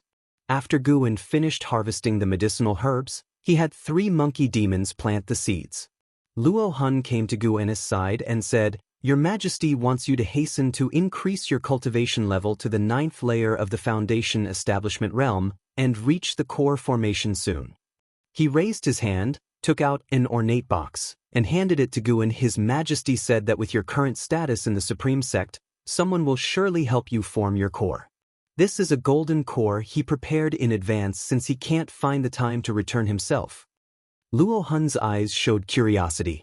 He was curious about Guan's current status in the Supreme Sect. Unfortunately, Li Xuando's letter did not specify. Guan put the box into his storage bag and asked Luo Hun to thank Li Xiandao on his behalf. Luo Hun whispered, "The book?" Guan discreetly took out a book. "This is the latest Green Hero travelogue. Green Hero himself gave it to me, and no third person has seen it yet." Luo Hun accepted it with joy. At that moment, Ji Xiaoyu's brother, Ji Rualai, appeared behind Luo Hun, looking at Guan, asking, "Have you met Xianxia?" Luo Hun moved aside to give him room. Guan asked, "Why do you ask?" "Green Hero travelogue is written by Xianxia," Ji Rualai said expressionlessly. Luo Hun was embarrassed, quickly leaving. Guan nodded. "Indeed, we have sworn brotherhood." Hearing this, Luo Hun stopped, looking at him in disbelief. Ji Rualai squinted his eyes, carefully examining Guan. LV Xian, who was meditating on the cliff, opened his eyes. The name Xianxia was well known to him. In the current world of immortal cultivation, who didn't know the Supreme Sect's true inheritor? Ji Rualai stared at Guan and said, "It seems Xianxia likes your investiture of the gods." "Investiture of the gods? What do you mean?" Luo Hun suddenly stepped forward, looking at Ji Rualai with a frown. "Are you saying investiture of the gods was written by Guan?" Ji Rualai nodded. Luo Hun looked at him in disbelief. This news was more shocking than Guan and Xianxia's sworn brotherhood. Chapter 176. The Eyes Peeking at All Beings. Guan, Pan and Luo Hun looked at Guan, thinking in a daze. His expression made Guan very displeased. "What do you mean by this? Disappointed?" Guan was not afraid of Pan An's identity being exposed now. Not to mention his cultivation level, just his backing was enough to handle all the trouble he could encounter. Don't think that Guan has killed many strong people, but those strong people had no direct enmity with him. Currently, the enemies he could provoke would hardly exceed the divinity transformation realm. Even LV Xian in the distance felt shocked. Guan was Panin? He knew that Guan had extraordinary cultivation talent but did not expect him to have such skills. At this moment, LV Xian once again felt his own mediocrity. He realized that true geniuses never show off their talents. They disdain comparing themselves with others. Jirai looked at Guan and said, "My third sister wrote to me, asking me to take good care of you. She greatly appreciates your decision to stay at the Supreme Sect instead of following the Ji family in relocating." Upon hearing this, Guwen could only say, I am cultivating in the supreme sect. At a time of crisis, I cannot run away. Moreover, I don't need to go to the battlefield, so I must do my part from the rear. Ji Rolai nodded, with a look of admiration in his eyes. The three chatted for a while before Guwen took the opportunity to bid farewell and leave. Watching his departing figure, Ji Rolai chuckled softly and said, being sworn brothers with Xianxia, his cultivation level no longer matters. From now on, I have to treat him as a great personage. Luo Han did not respond but muttered, why could he write the investiture of the gods? I can accept that he wrote the Green Hero Travelogue. Don't think that he now loves reading the Green Hero Travelogue and Taoist Xuanchuan, but in his heart, Investiture of the Gods was the masterpiece. The former satisfies his desires, while the latter is his life pursuit. Early winter. Just at dawn, a terrifying demon energy came from a distance, startling everyone at the Supreme Sect. In Mystic Valley, the servant disciples practicing exercises with Guwen also noticed it, all turning to look in terror. They had never felt such dreadful demon energy, making them instinctively fearful. Guwen also felt it and said, continue practicing, focus on our tasks, don't worry about what you can't control. Hearing this, the disciples could only suppress their inner fear and continue practicing. Chu Jingfeng and Lu Jiajia were also practicing, both furrowing their brows tightly. They felt that this demon energy far exceeded that of the six-headed sea dragon, which had once brought despair to the human race. Now, an even more terrifying demon appeared, leaving them wondering how to survive the demon calamity. This demon energy did not dissipate after its appearance. It lasted for 7 whole days.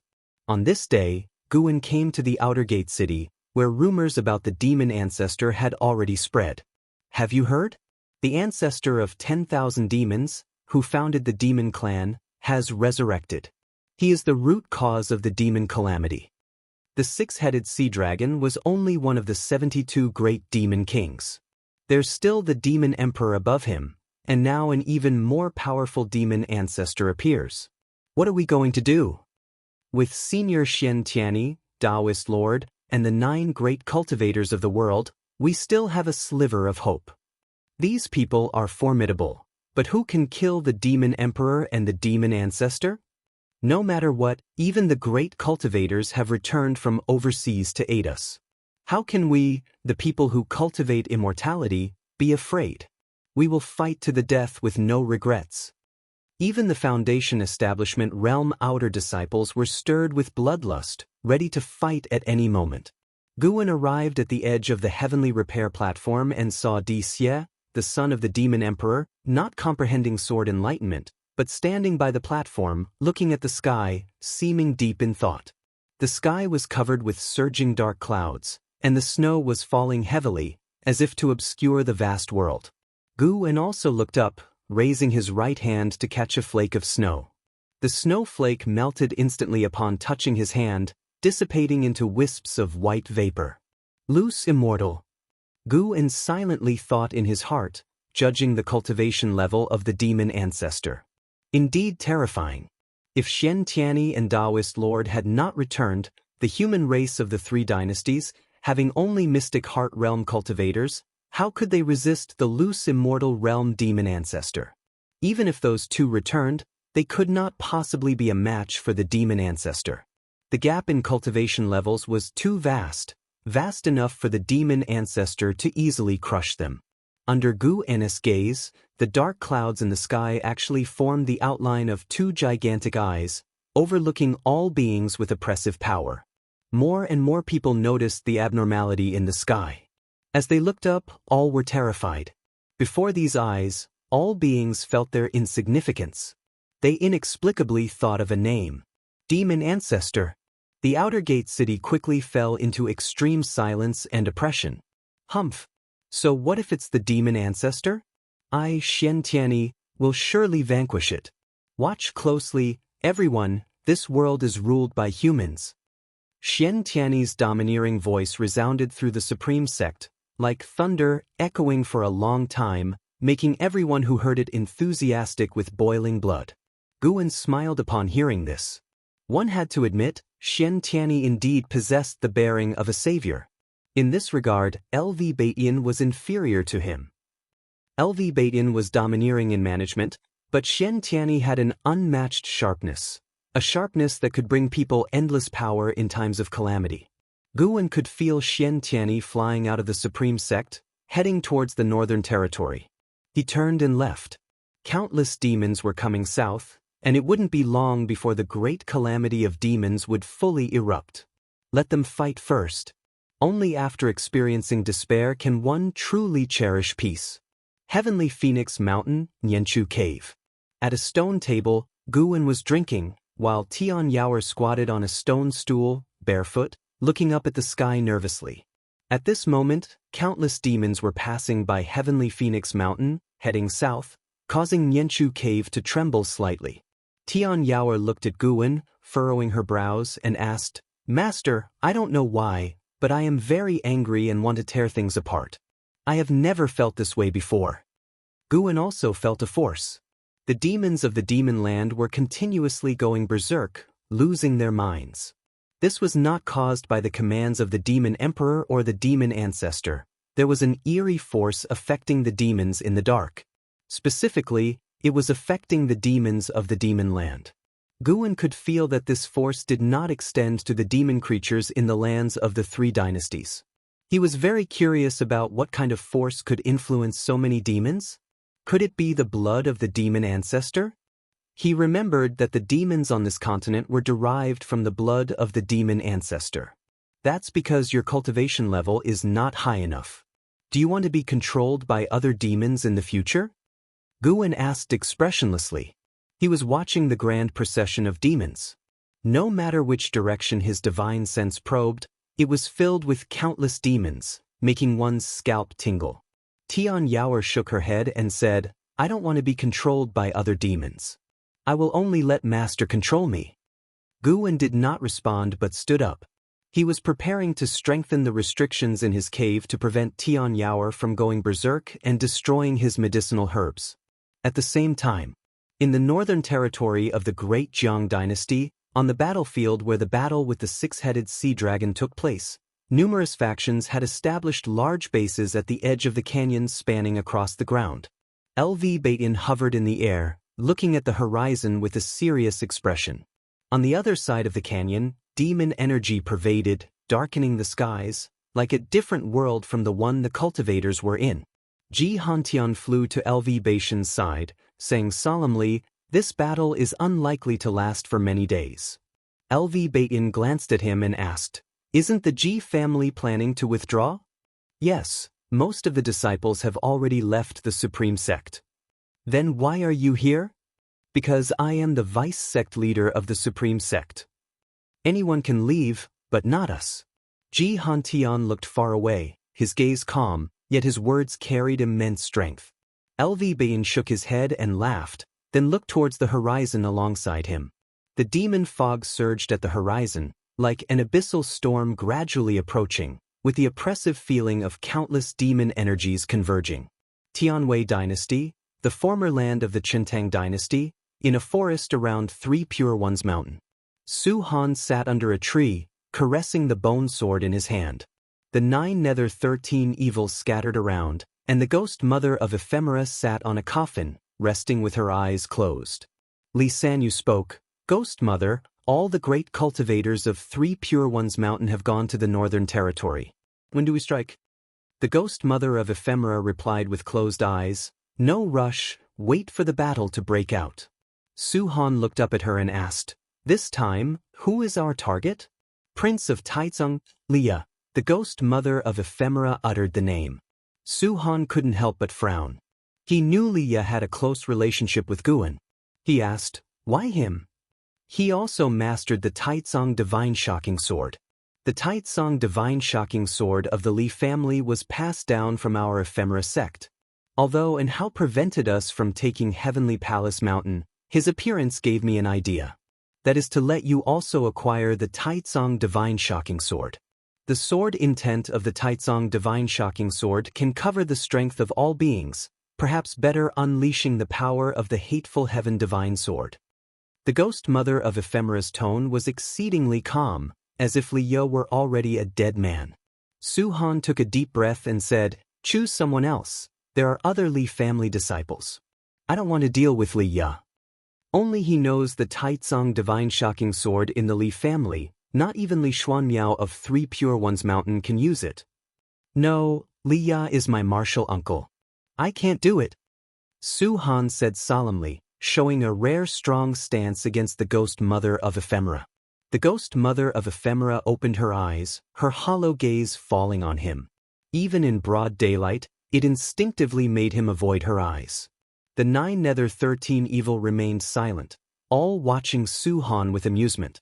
The ghost mother of ephemera slowly spoke. "If you don't want to deal with Li Ya, fine, but you must be prepared to rumble." A thunderbolt flashed across the sky, startling the ghost mother of ephemera, Su Han, and the others to look up. They saw thunderclouds rapidly gathering at the horizon, intertwined with lightning, and a colossal figure appeared in the cloud sea. "Taoist of immortality, it is time to settle our scores," an ancient voice echoed, coming from the mysterious presence within the thunderclouds. Far away in the mystic valley of the Supreme Sect, Gu-en was observing the 3 dynasties' lands with his divine sense. He discovered that numerous ancient ruins and perilous places across the 3 dynasties' lands revealed signs of spatial formations, transmitting many demons into the interior. These teleportation arrays came from various ancient relics and deadly grounds. Gu-en was certain that the 7 Stars spirit realm was assisting the demons, and those ancient relics were likely left by the 7 Stars spirit realm. The 7 Stars spirit realm had indeed made a brilliant move. Chapter 177. The Demon Master appears. Di Xie's fear the world was in chaos, and flames of war rose everywhere. Immense demonic energy rose from all over the realm, threatening to engulf the entire land. The winter snow was colder than in past years. Gu-en donned a rough raincoat, transforming into the green hero, wandering the mortal world. In the mountains, within a small town shaped like a crescent moon, flickering flames, and curling green smoke rose. Black crows circled the sky densely above, their cries interwoven with the sounds of screams, wails, and roars, echoing relentlessly. Gu-en rushed out of the forest, leaping like an eagle from the cliff toward the town. Following his gaze, the town was filled with numerous demons and ghosts, wantonly slaughtering the common people. Some were gnawed alive from the feet by demons before they even died, a scene of cruelty and horror. In less than half an hour, only the sound of weeping remained in the town. Gu-en walked out of the town, shaking off the demon blood from his sword, then sheathed the Qinghong sword. Despite the anguish left behind, he did not look back. It had been 10 days since the revival of the demon ancestor. Battles had erupted in the northern territory of the Great Jiang dynasty, with Mahayana realm cultivators still engaged in fierce fighting. Not only the Great Jiang dynasty, but even the borders of Tianwei were also under the impact of the demonic tide. Although the Taizong dynasty did not need to guard its borders, demons wreaked havoc internally, presenting a crisis no less severe than in the other 2 dynasties. The demon emperor had not yet taken action, nor had the demon ancestor appeared. Gu-en was naturally not in a hurry. Judging from the current scale, even if the demon emperor and demon ancestor were killed, the human race of the 3 dynasties would still suffer for a long time under the demonic turmoil. Rescuing people while accumulating lifespan was a rare opportunity for Gu-en. Gu-en did not use the limitless freedom step but flew by controlling his sword. Along the way, he saw many disciples of the Supreme Sect. Unconsciously, in the immortal cultivation world of the Taizong dynasty, the number of Supreme Sect cultivators had reached 1/3. No matter where one went, Supreme Sect disciples could be seen, showcasing the rapid development of the Supreme Sect over the years. It was evening when Gu-en finally returned to the Mystic Valley. He sat at his desk, took out pen and paper, and began writing, using the act of writing to dispel the malevolence in his heart. Too much killing would foster a heart inclined toward slaughter, and seeing too many tragic scenes left him in a poor mood, necessitating self-adjustment. Though he was a wandering immortal, he had yet to possess the Taoist heart of an immortal. And he was shaping his Taoist heart. No matter how high his cultivation level, he was still a person who had lived for less than 100 years. A person's mindset needed to change gradually. Which true immortal had not gone through thousands of years of worldly tumult? As the moon set and the sun rose. The next morning, the bell of the supreme sect sounded, summoning the inner sect disciples. Though Gu An's status had already been elevated to the level of an inner sect disciple, he did not need to participate in the various affairs of the inner sect but only needed to focus on cultivating medicinal herbs. Guan went to the third medicine valley and began harvesting the mature herbs. Suddenly, he sensed a cataclysmic battle erupting in the distance. The immense pressure transmitted across millions of miles to the supreme sect. One of the combatants was Xianxia. Xianxia was fighting against 3 great demon kings, each at the Mahayana realm. Guan could sense that the demonic energy of 2 of the great demon kings was unstable, seemingly freshly broken through. Was it the work of the demon ancestor or some trickery from the 7 stars spirit realm? The battle among 4 Mahayana realm powerhouses was immensely grand, and the pressure shaken the cosmos. The disciples in the valley were uneasy. Ever since the full outbreak of the demonic catastrophe, even if they did not participate in the fighting, they would occasionally feel the terrifying pressure, making them inevitably fearful. Guan, however, remained calm and continued picking herbs. Currently, relying solely on the herbs from the Mystic Valley, 8 Scenic Caves, 3rd Medicine Valley, Tianya Valley, Mystic Heaven Cave Mansion, Nianchu Cave and Mountain God Temple, Guan reaped at least 25,000 years of lifespan annually, with occasional bursts. If the demonic catastrophe ended and the 7 stars spirit realm made no further moves, Guan would not proactively act against them. To him, the longer time dragged on, the greater the benefit. After Guan finished harvesting the herbs, just as he was about to leave, he sensed something, and his gaze turned toward the direction of the outer gate city. He gave some instructions to Xiaochuan, then flew towards the outer gate city. Half an hour later, Guan arrived at the edge of the heavenly repair platform, looking towards Xia. Xia was meditating beneath the 2 characters, righteous path, striving to comprehend sword intent. Over the years, Guan could feel that a sword intent had already accumulated within him. A demon practicing the sword, a sword demon? Guan mused silently, his gaze shifting to the others on the heavenly repair platform, constantly performing lifespan detection. He waited for someone to arrive. Specifically, he waited for a demon. After a while, a figure stepped onto the heavenly repair platform, passing right in front of Guan. Demon Master, Nirvana Realm 2nd Layer 30290/90,000/170000, Nirvana Realm 2nd Layer. Demon Master. Guan recognized the existence of the Demon Master, a peerless great demon second only to the Demon Emperor in the Demon Land. To the Black Crow Demon Envoy, the Demon Master was unfathomable, his cultivation level unknown. The Demon Master certainly had another name, but the name shown in the lifespan detection may have used an alias, just as Li Xuanmiao appeared as Sage Xianmiao. Guan speculated it related to the name's renown. Most people only knew Sage Xianmiao's name but not Li Xuanmiao's, hence the lifespan detection showed the name Sage Xianmiao. The Demon Master had transformed into a middle-aged man in plain robes, with a refined and handsome appearance, devoid of any demonic energy. His cultivation seemed only at the core formation realm. He did not notice Guan, distracted by the numerous cultivators on both sides. He walked straight towards Xia, eventually standing behind him, silently observing the 2 characters, righteous path. After a while, the Demon Master spoke, admiringly, "What a domineering sword intent! The sword Venerable Fudao lives up to his name."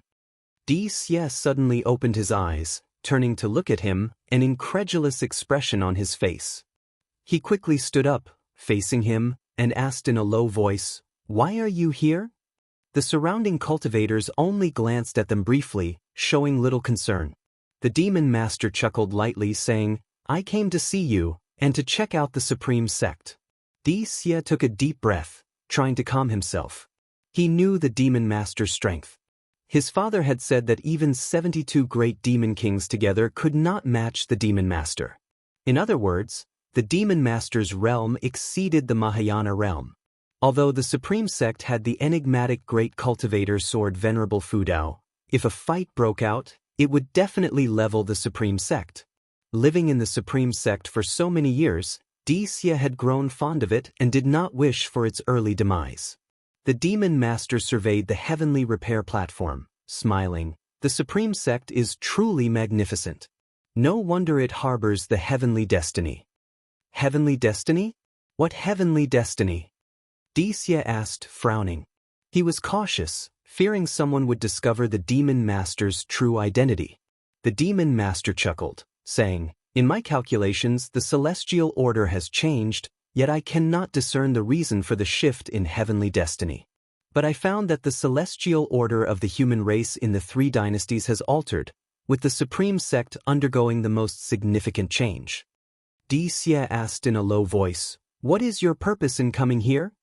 The demon master grinned, his smile growing increasingly sinister and cold. They did not notice someone leaving the heavenly repair platform. Guwen arrived in an alley, then instantly appeared in the Mystic Heaven Cave Mansion in the North Sea mountain range.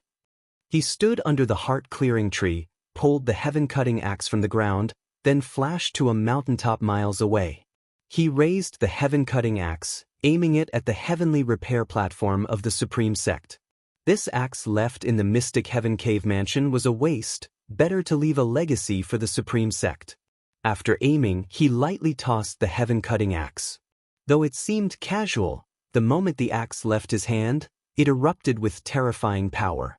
The space visibly distorted, creating a strong visual impact. The violent wind crushed all the surrounding forests, even dispersing the clouds in the sky.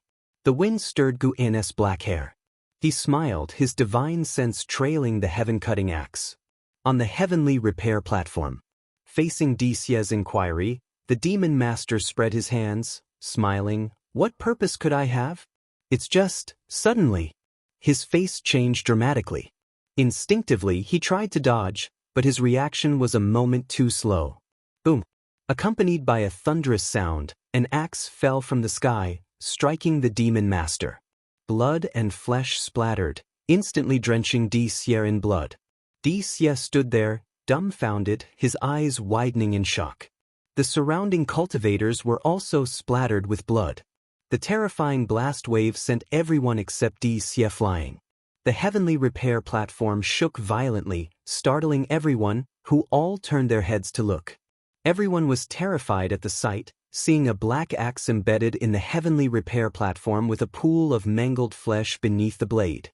The axe blade was surrounded by wisps of strength energy, burning like flames.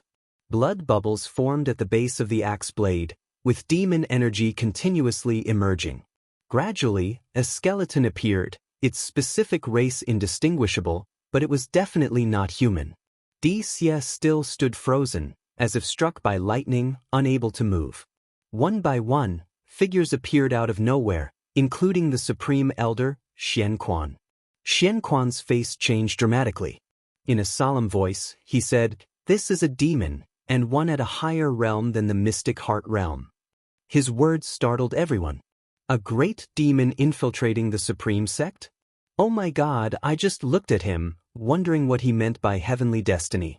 Who knew he was a demon? What's the origin of this axe? Does anyone in the supreme sect use an axe? Carefully feel it. There's sword intent on the axe. Isn't that the sword intent of sword Venerable Fudao? Recognizing the sword intent on the heaven-cutting axe, everyone's panic turned into excitement and joy. The sword Venerable Fudao was always protecting them secretly. Sword Venerable Fudao. Xianxia stared blankly at the heaven-cutting axe. The sight of the demon master's crushed body terrified him. The sword Venerable Fudao could see that the demon master was a demon, and naturally, he could see Xiaxia's true form. Why had the sword Venerable Fudao spared him? Was it because he had not caused trouble?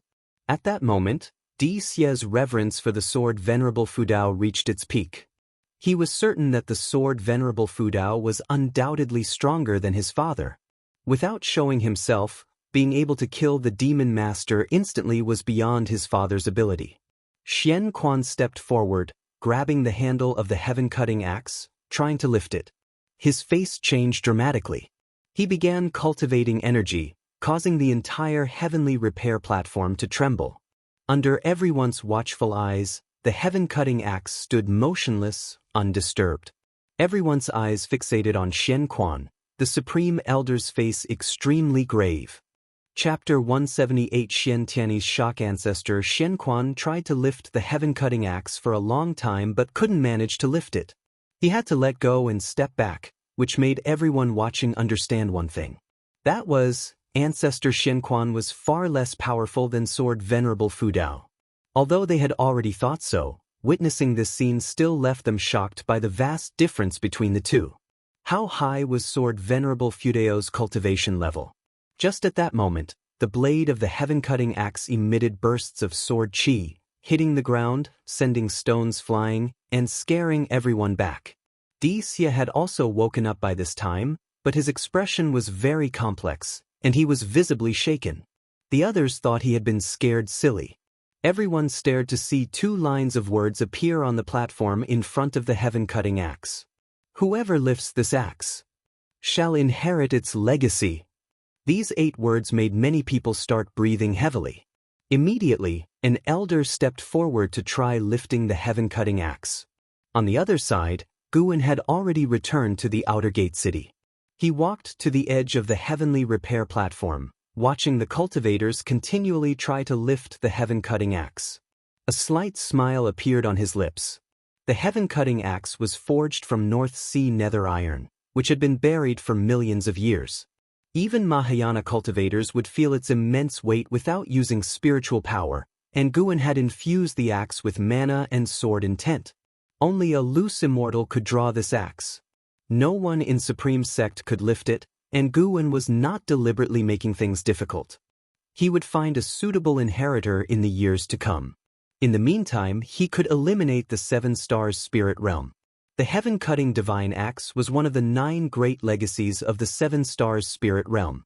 Passing it on to disciples of Supreme Sect prematurely would only bring trouble. Slaying the Demon Master had extended Guan's lifespan by over 6,300 years, a massive gain. The Demon Master's bones still lay under the heaven-cutting axe without disintegrating, implying the bones were rare treasures. Guan was not in a hurry to collect them. With the axe pressing on them, no one could take those bones. After watching for a while, Guan turned and left. Along the way, the disciples were still excitedly discussing Sword Venerable Fudao, not realizing he had just passed by them. Ancestor Xianxia approached Xianxia with a serious expression and said, "Come with me." Xianxia, with his face covered in blood, came to his senses. He did not resist and nodded in agreement. 3 Pure Ones Mountain.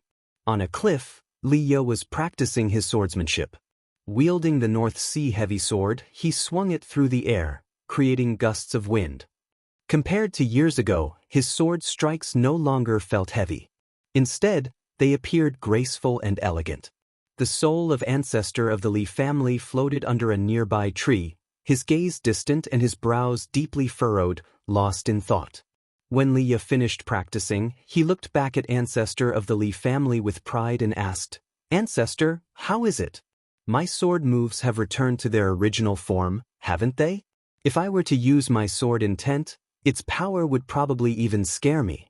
Next time I meet and how, I might not lose." Ancestor of the Li family continued to be lost in thought, ignoring him. Liya walked up to him, waved his hand and complained, "What are you looking at? I'm talking to you." "Don't bother me, I'm watching a battle," ancestor of the Li family coldly snorted. Liya couldn't help but ask, "What level of battle?" "Unification realm." Liya lost interest immediately upon hearing this. He raised his North Sea heavy sword and said, "Stop watching. Nowadays, the world belongs to the Mystic Heart realm and Mahayana realm. Unification realm is nothing. You'll reach it sooner or later. I want to go down the mountain." As he said this, his expression turned serious. Ancestor of the Li family responded casually, "Then go." Upon hearing this, Liya immediately turned to leave. "Wait, where are you going?" Ancestor of the Li family regained his senses and hurriedly asked. "Back to Supreme Sect." Still worried about your junior brother Gu? What kind of spell has he put on you? Ancestor of the Li family frowned, his tone one of exasperation. Standing with his back to ancestor of the Li family, Liya replied, "It's not for junior brother Gu. It's because Supreme Sect is in trouble. I need to go back and help. With the world in chaos, hiding here to cultivate, how can that be the behavior of a true man? What's the point of all the training bestowed by Supreme Sect?" With that, he leaped off the cliff. Ancestor of the Li family did not pursue him but stayed where he was, mulling over his words. Gradually, a smile appeared on ancestor of the Li family's face. That brat has finally grown up. News of Sword Venerable Fudao slaying a mysterious great demon with one swing of his axe quickly spread throughout the Immortal cultivation world, greatly boosting morale on the front lines. According to ancestor Xian Quan of the Supreme Sect, that mysterious demon definitely had Mahayana realm cultivation.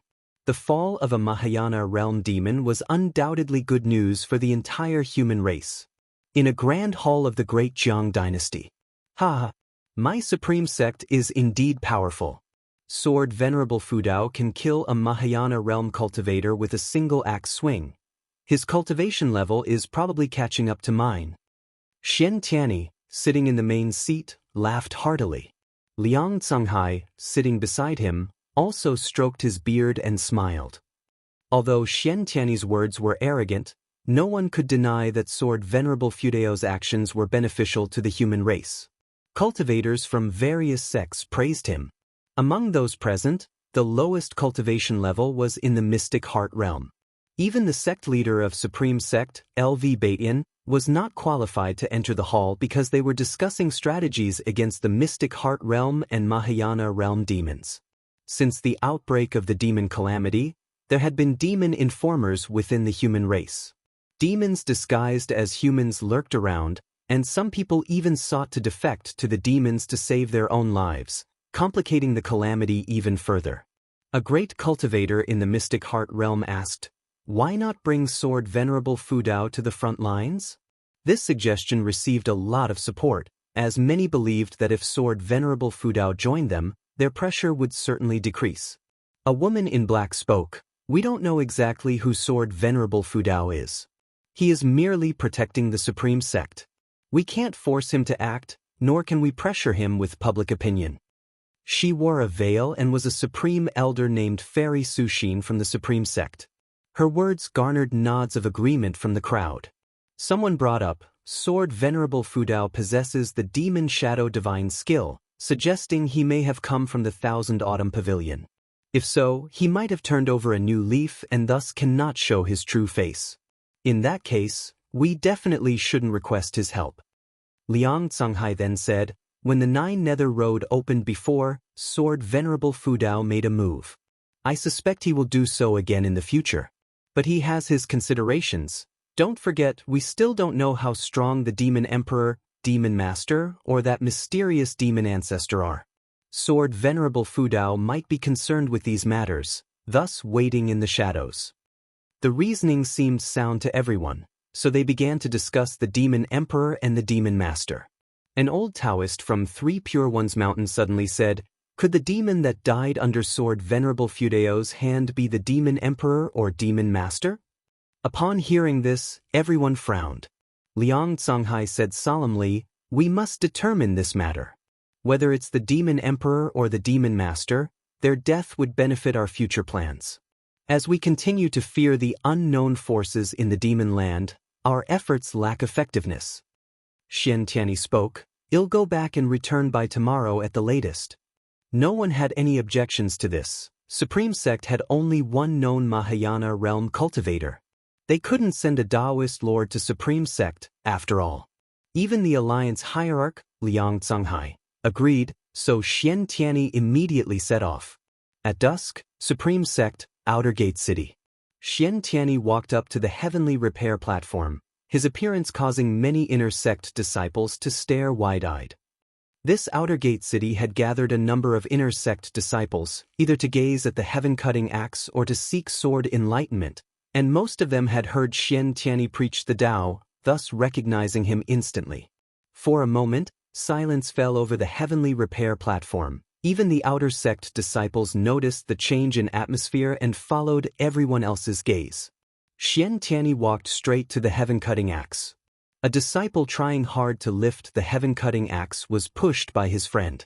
He instinctively looked at Xianxia, his face changing drastically. He quickly stepped back and saluted Xianxia. Xianxia nodded slightly, stepped 2 more steps forward, and faced the heaven-cutting axe. He looked at the inscription on the ground and squinted his eyes. How domineering the sword intent was.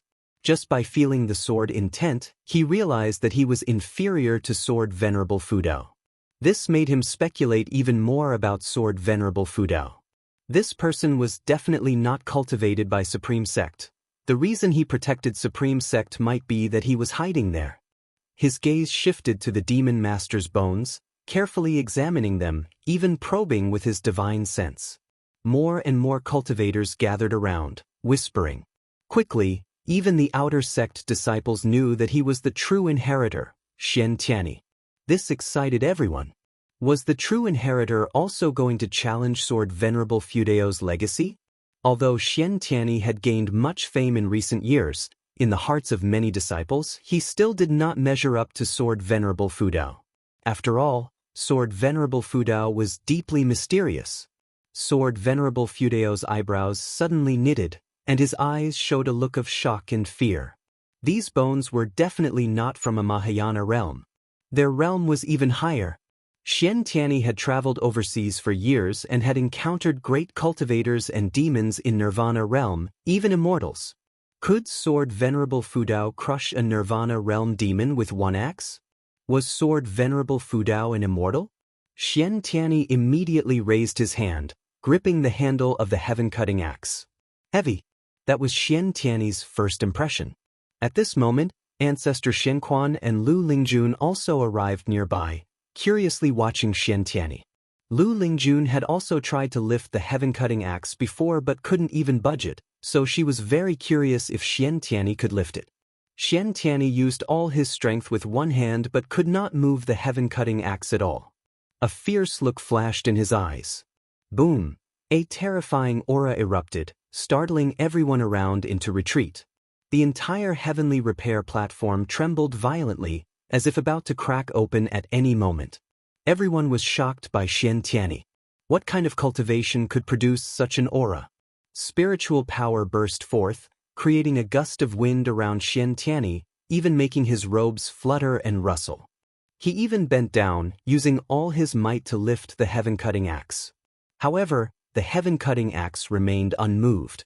How could this be? Xianxia's eyes were bloodshot, completely lost in the moment. He admitted he was weaker than Sword Venerable Fudao, but to be unable to lift Sword Venerable Fudao's magic artifact, how could he accept that? His eyes widened, his aura suddenly increasing, his hair lifting, and strange cyan runes appearing on his neck. Chapter 179. Promotion to Big Brother, Immortal Legend, the Third Medicine Valley. Guan, who was sowing seeds, looked up, a hint of surprise flashing in his eyes. This Xianxia was no simple person. This momentum was already close to the Nirvana stage. It was known that Xianxia was only at the 6th-layer Mahayana realm. In the Mahayana realm, even a small gap of 1 layer was difficult to overcome. For Xianxia to exude momentum comparable to the Nirvana stage, how incredible was that? Guan became curious about Xianxia's cultivation technique. Previously, Xianxia had already given him the cultivation technique, but he was too lazy to look over it.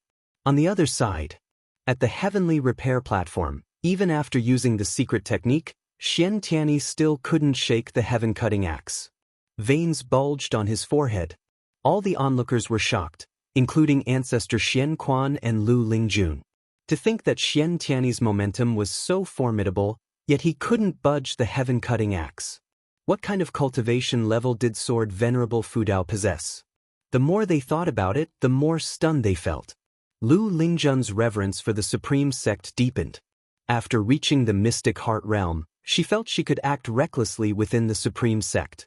Today's event showed her how far she still had to go. She shouldn't act carelessly in the future to avoid offending Sword Venerable Fudao. Several seconds later, Xianxia's momentum dissipated. He slowly straightened his body and let go of his right hand. The world was silent. No one dared disturb him. Everyone could feel his pride and anger. They didn't want to provoke him.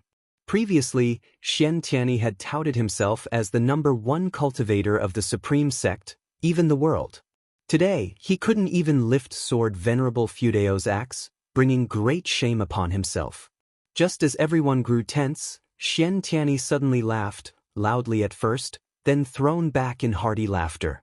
Spreading his arms, he laughed. Who would have thought our supreme sect harbors such a formidable cultivator? I underestimated the world. I am impressed. Impressed. His hearty acceptance of failure relieved everyone. Even though he couldn't match Sword Venerable Fudao, he remained a figure of admiration and reverence in the supreme sect. Ancestor Xian Quan took a step forward to console him. Tianyi, you represent the future of the supreme sect. I am pleased that you can see it this way. Other elders also stepped forward to offer consolation. Tianyi turned around, his robes fluttering as he laughed. Don't worry. If it's against our own, how could I mind? However, one day I will challenge Sword Venerable Fudao. Before that, I will first eliminate the demonic calamity. Upon hearing this, cheers erupted. More people began to echo the sentiment, and everyone admired Tianyi's ambition. He held his head high, embodying the demeanor of a prodigy. Time flew by quickly. Night fell. Inside the pavilion of the Third Medicine Valley. Bang! Damn it, that was so humiliating. Tianyi slapped the table angrily. One hand couldn't help but cover his face. Facing him, Guwen found it amusing and said, Isn't it good that someone is stronger than you? At least the pressure isn't all on you. Tianyi covered his face. I know. I just regret acting so hastily. I should have tried when fewer people were around. No, I should have given up after a try.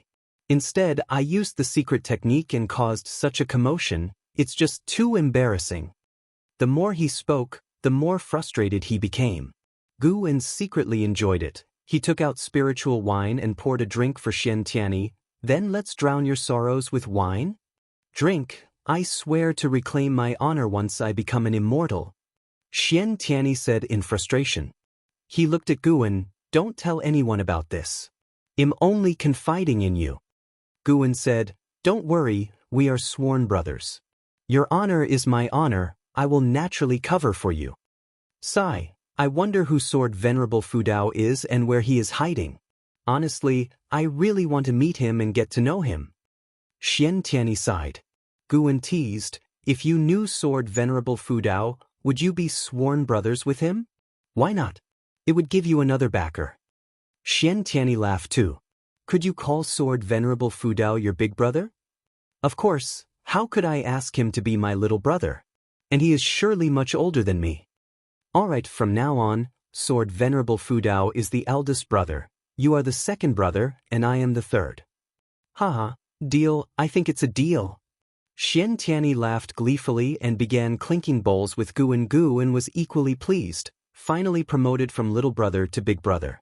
Although Tianyi was over 500 years older than him, serving as a little brother to someone of lower realm felt uncomfortable. Now, it was better, he became the big brother.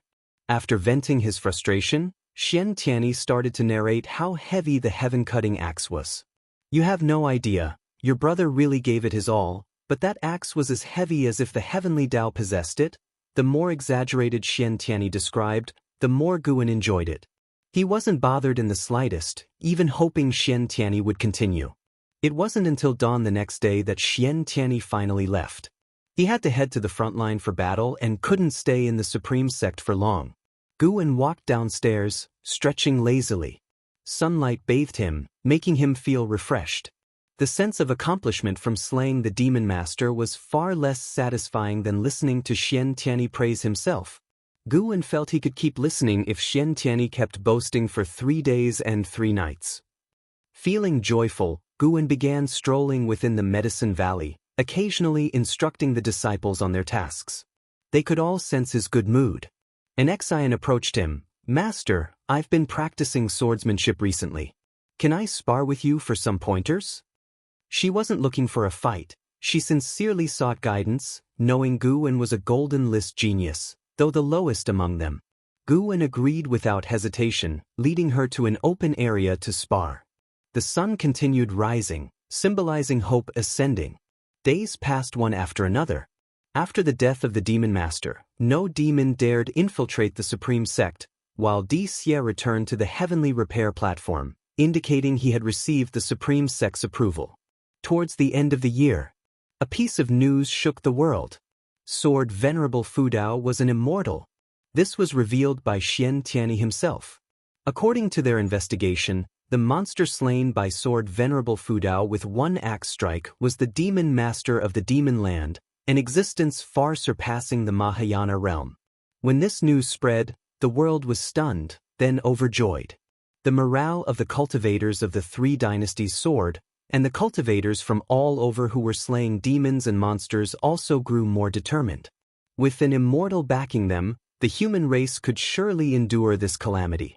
Staying in the supreme sect, Guwen wasn't delighted by this news. Instead, he felt trouble looming. Now surely, the demon emperor, demon ancestor, and 7 stars spirit realm's eyes would be on Sword Venerable Fudao. Fortunately, no one knew that Sword Venerable Fudao was him. As the winter snow began to melt, Guwen headed to the third medicine valley. He turned to look at his pavilion. There stood a figure below the pavilion. Xiaoyu. Xiaoyu looked silently at the garden area. Her appearance was extraordinary, with a heavenly charm. Even in a black robe, she exhibited an ethereal fairy-like aura, attracting much attention from the disciples. Guwen stepped forward, arriving beside Xiaoyu, and said, "Third Miss, long time no see, why have you come?" Xiaoyu withdrew her gaze and turned to scrutinize Guwen. "Foundation Establishment Realm, 7th layer, your progress isn't bad. Core formation is hopeful." Guwen smiled. With such a large medicine valley, even a pig could reach core formation. "My progress is already quite slow." Xiaoyu neither affirmed nor denied. The Ji family has completely withdrawn from the supreme sect. Do you not regret it? Regret what? Haven't you heard that Sword Venerable Fudao is an immortal? With him, the supreme sect will surely endure this calamity. Guwen shook his head, showing an expression of admiration. He wasn't boasting but aligning with the current mindset of supreme sect disciples. Now, all supreme sect disciples took pride in Sword Venerable Fudao, mentioning him in every 3 sentences. Xiaoyu smiled. Sword Venerable Fudao is indeed formidable. I also highly respect him. By the way, third miss, why have you returned this time? Guwen asked. Wasn't she supposed to gather intelligence on the 7 stars spirit realm? Why had she returned so quickly?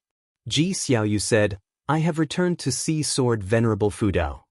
Guwen widened his eyes. Have you met him before? Xiaoyu nodded. He saved my life. He is my savior. Before Guwen could ask more, she continued, I want to go to the heavenly repair platform. Will you accompany me? Guwen had no objections and agreed. Xiaoyu waved her sleeve, lifting Guwen with spiritual power, and flew into the sky. Lu Lingjun, under the mystic pure tree, looked up, frowning. Primordial Taoist talisman. Lu Lingjun seemed to recall something, her thoughts drifting into memories. Soon, Guwen and Xiaoyu arrived at the outer gate city, flying directly to the heavenly repair platform. Many people surrounded the heaven-cutting axe.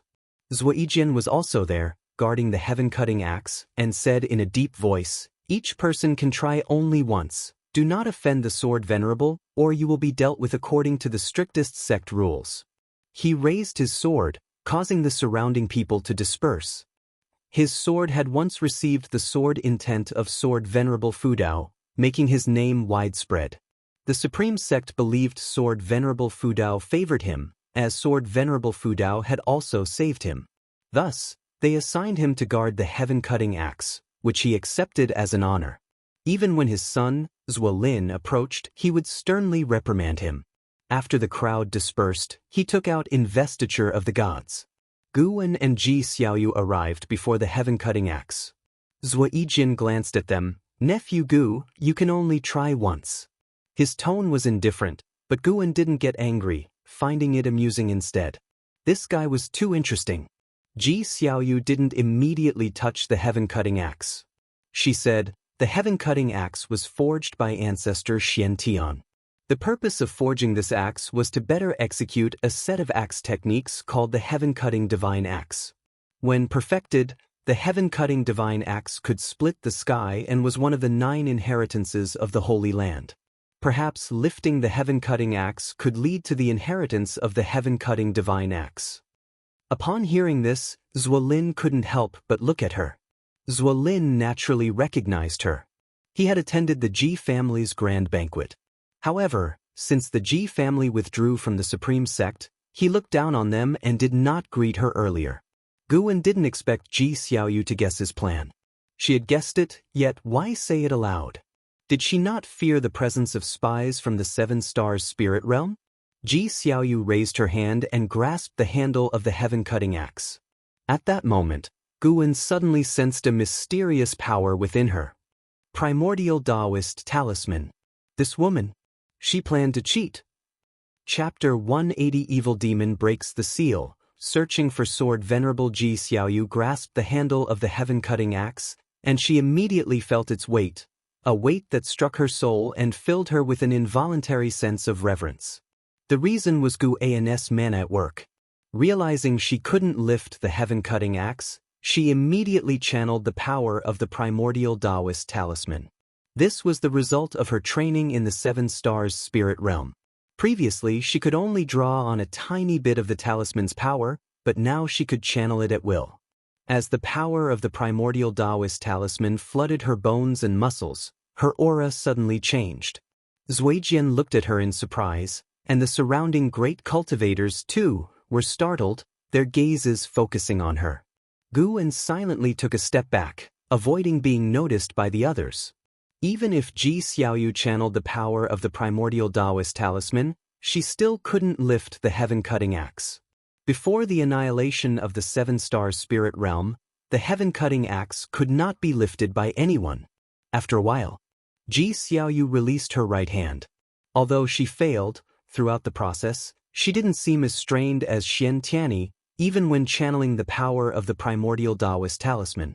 Her stance was steady, as if she hadn't exerted much effort at all.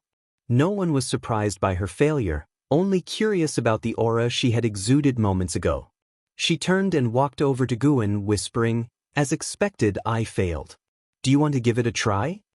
Guan shook his head and said, "If you can't do it, there's no need for me to embarrass myself with my cultivation level.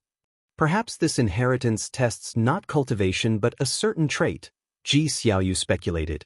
Guan inwardly felt helpless. She had guessed correctly again. To avoid suspicion, Guan stepped forward to try anyway. He even gripped with both hands and lifted a few times, his face turning red. Zuijin laughed and said, "Nephew Gu, don't be discouraged. As long as the heaven-cutting axe is here, you'll have another chance. Just keep cultivating diligently." Guan quickly raised his hand in salute to him before leaving. Zuijian then picked up the investiture of the gods again and continued to savor it. After leaving the heavenly repair platform, Ji Xiaoyu and Guan parted ways.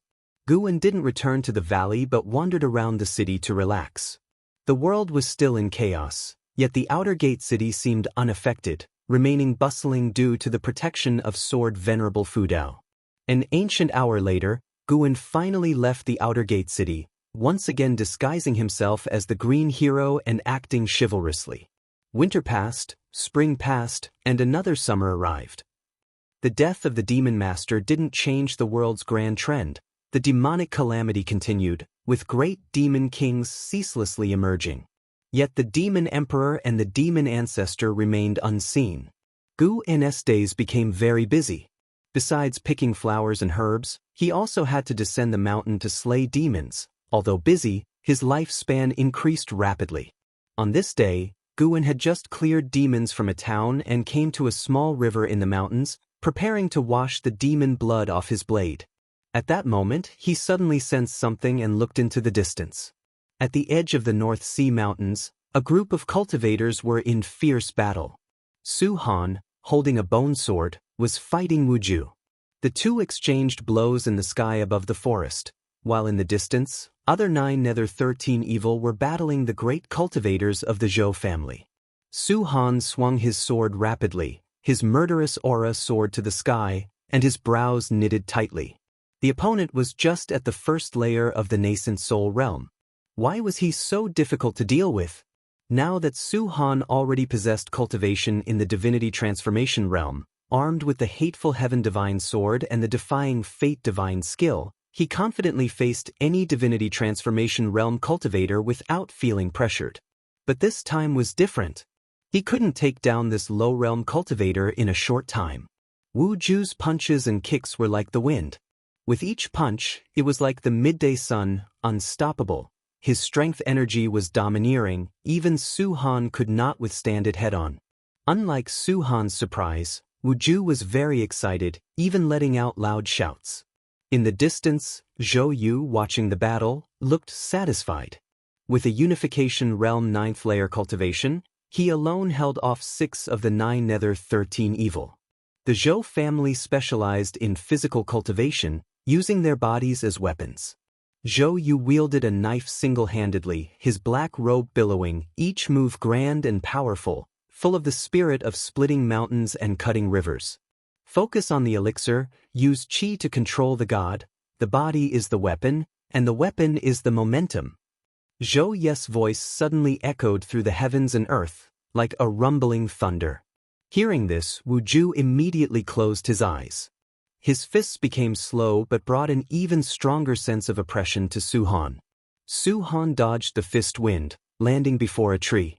He swung his sword quickly, sending tens of thousands of black sword qi rushing madly, lifting countless fallen leaves, attempting to drown Wu Ju. Wu Ju, suspended in midair, raised his right leg. The gusty, rain-like leg wind suddenly arose, countless leg shadows clashing with his sword qi. Boom! The air waves expanded violently, Wu Ju was forced back. He flipped in the air and landed steadily on a cliff. Su Han raised his sword to defend, without retreating, but his eyes widened involuntarily, and he couldn't help but ask, "Residual wind leg, who taught you?" Wu Ju opened his eyes, looked at him, and said, "Not residual wind leg, this is Gale Shadowless leg, taught by my brother." "Who is your brother?" Thinking that Su Han was from the Supreme Sect, Wu Ju said, "My brother, Guan, do you know him?" Su Han's face changed slightly upon hearing this, and he involuntarily lowered his sword. Seeing this, Wu Ju realized that the other might have a connection with Guan, and he said in a deep voice, "No matter what your relationship with Guan is, never target him again. Otherwise, I won't spare you." Hearing Wu Ju's words, Su Han didn't get angry. The days in Mystic Valley and the Third Medicine Valley were the times he cherished the most, even though Guan had once advised him to give up his cultivation. He didn't resent him, knowing the master meant well. But he couldn't let go of his hatred and didn't trust the Supreme Sect. "Ghost Mother, let's go, find other Golden List geniuses." Su Han shouted loudly, taking a deep look at Wu Ju, thinking this person possessed talent not inferior to An Hao. Such a genius being friends with Guan truly made Guan fortunate. "Let's go." The voice of the Ghost Mother of Ephemera sounded, and Zhou Yu suddenly descended, disrupting their plans, making further fighting pointless. Hearing this, the 9 Nether 13 evil immediately retreated. Zhou Yu raised his hand, signaling the other Zhou family cultivators not to pursue. Wu Ju watched Su Han's departing figure and couldn't help but shout, "What's your relationship with Guan?" Su Han did not answer and did not look back. Elsewhere, Guan retrieved his divine sense. He could sense that the Ghost Mother of Ephemera was about to act against Su Han. Over the past 2 years, Su Han's cultivation level rose swiftly, but his aura grew increasingly unstable, potentially deviating at any moment. Now, Su Han no longer only attacked those hunting him but also hunted innocent Golden List geniuses, completely stepping into the demon path. Guan didn't dwell on it. After washing his sword, he continued his journey. The world was chaotic, some saving, some killing. He only wanted to extend his lifespan without violating his principles. In a dimly lit underground palace, firelight flickered, casting shadows on the stone walls. Huge stone pillars stood on either side of the great hall. A red-scaled little snake quickly slithered, arriving at the steps before it stopped. It raised its body, looking at the burly figure reclining atop the stone chair at the top of the steps. "Your Majesty, King Mingjiang has already breached the Tianwei dynasty. It won't be long before the great Jiang dynasty falls too." The red-scaled little snake spoke human words, its voice soft and charming like a woman's. The burly figure reclining on the stone chair was the Demon Emperor, dressed in a loose purple robe, draped in some demon beast's fur, with a necklace of skulls around his neck. His face resembled a human's, with red fur on his cheeks, eyes like an eagle's, thick black hair, and 2 sharp horns. He reclined on the chair like a small mountain, his form exuding a sense of terrifying power. The Demon Emperor gazed down at the red-scaled little snake and slowly asked, "Has the demon ancestor emerged from seclusion?" The red-scaled little snake replied, "Not yet. His demands have been increasing lately, even devouring the demons waiting on him." The Demon Emperor squinted his eyes, deep in thought. The red-scaled little snake continued, "Your Majesty, I think we don't need the demon ancestor's power to flatten the 3 human dynasties.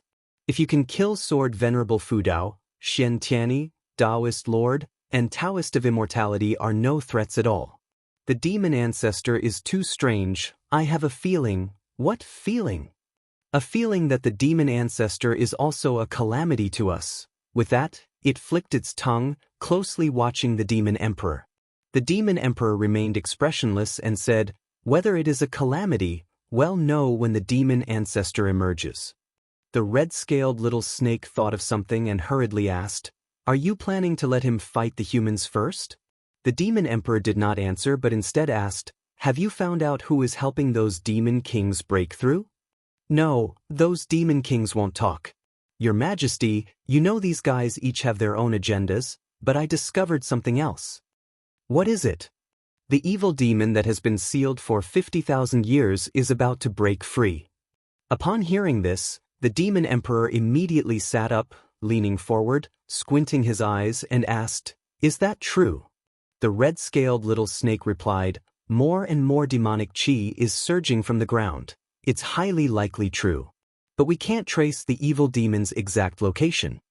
The Demon Emperor seemed to think of something and sneered, saying, "The demon ancestor revives, the evil demon breaks free, and many coincidences converge. This is no coincidence. It's a pity the demon master died too early. Otherwise, we could have tested him further. Speaking of which, he's also pathetic. Even after death, no one sought vengeance for him. It seems his so-called master only used him as a pawn." The red-scaled little snake remained silent, seemingly unwilling to comment on this topic. "You go to the Supreme Sect and find a way to send a message to Sword Venerable Fudao," the Demon Emperor commanded.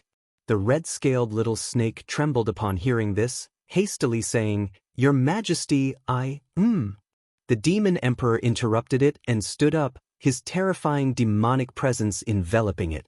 The red-scaled little snake had no choice but to lower itself, crawling on the ground in submission. At dusk, Guwen arrived at the 3rd Medicine Valley through the teleportation array, his face slightly grim. Today's encounters and revelations once again refreshed his understanding of human nature, putting him in a foul mood. Since the outbreak of the demonic calamity, his disdain for certain people had gradually surpassed his disdain for demons. The war between humans and demons was a struggle for survival of a race, where morals and ethics didn't apply. But in times of crisis, inner strife among one's own kind was even more odious. Guwen walked towards his loft, where someone was already waiting for him inside.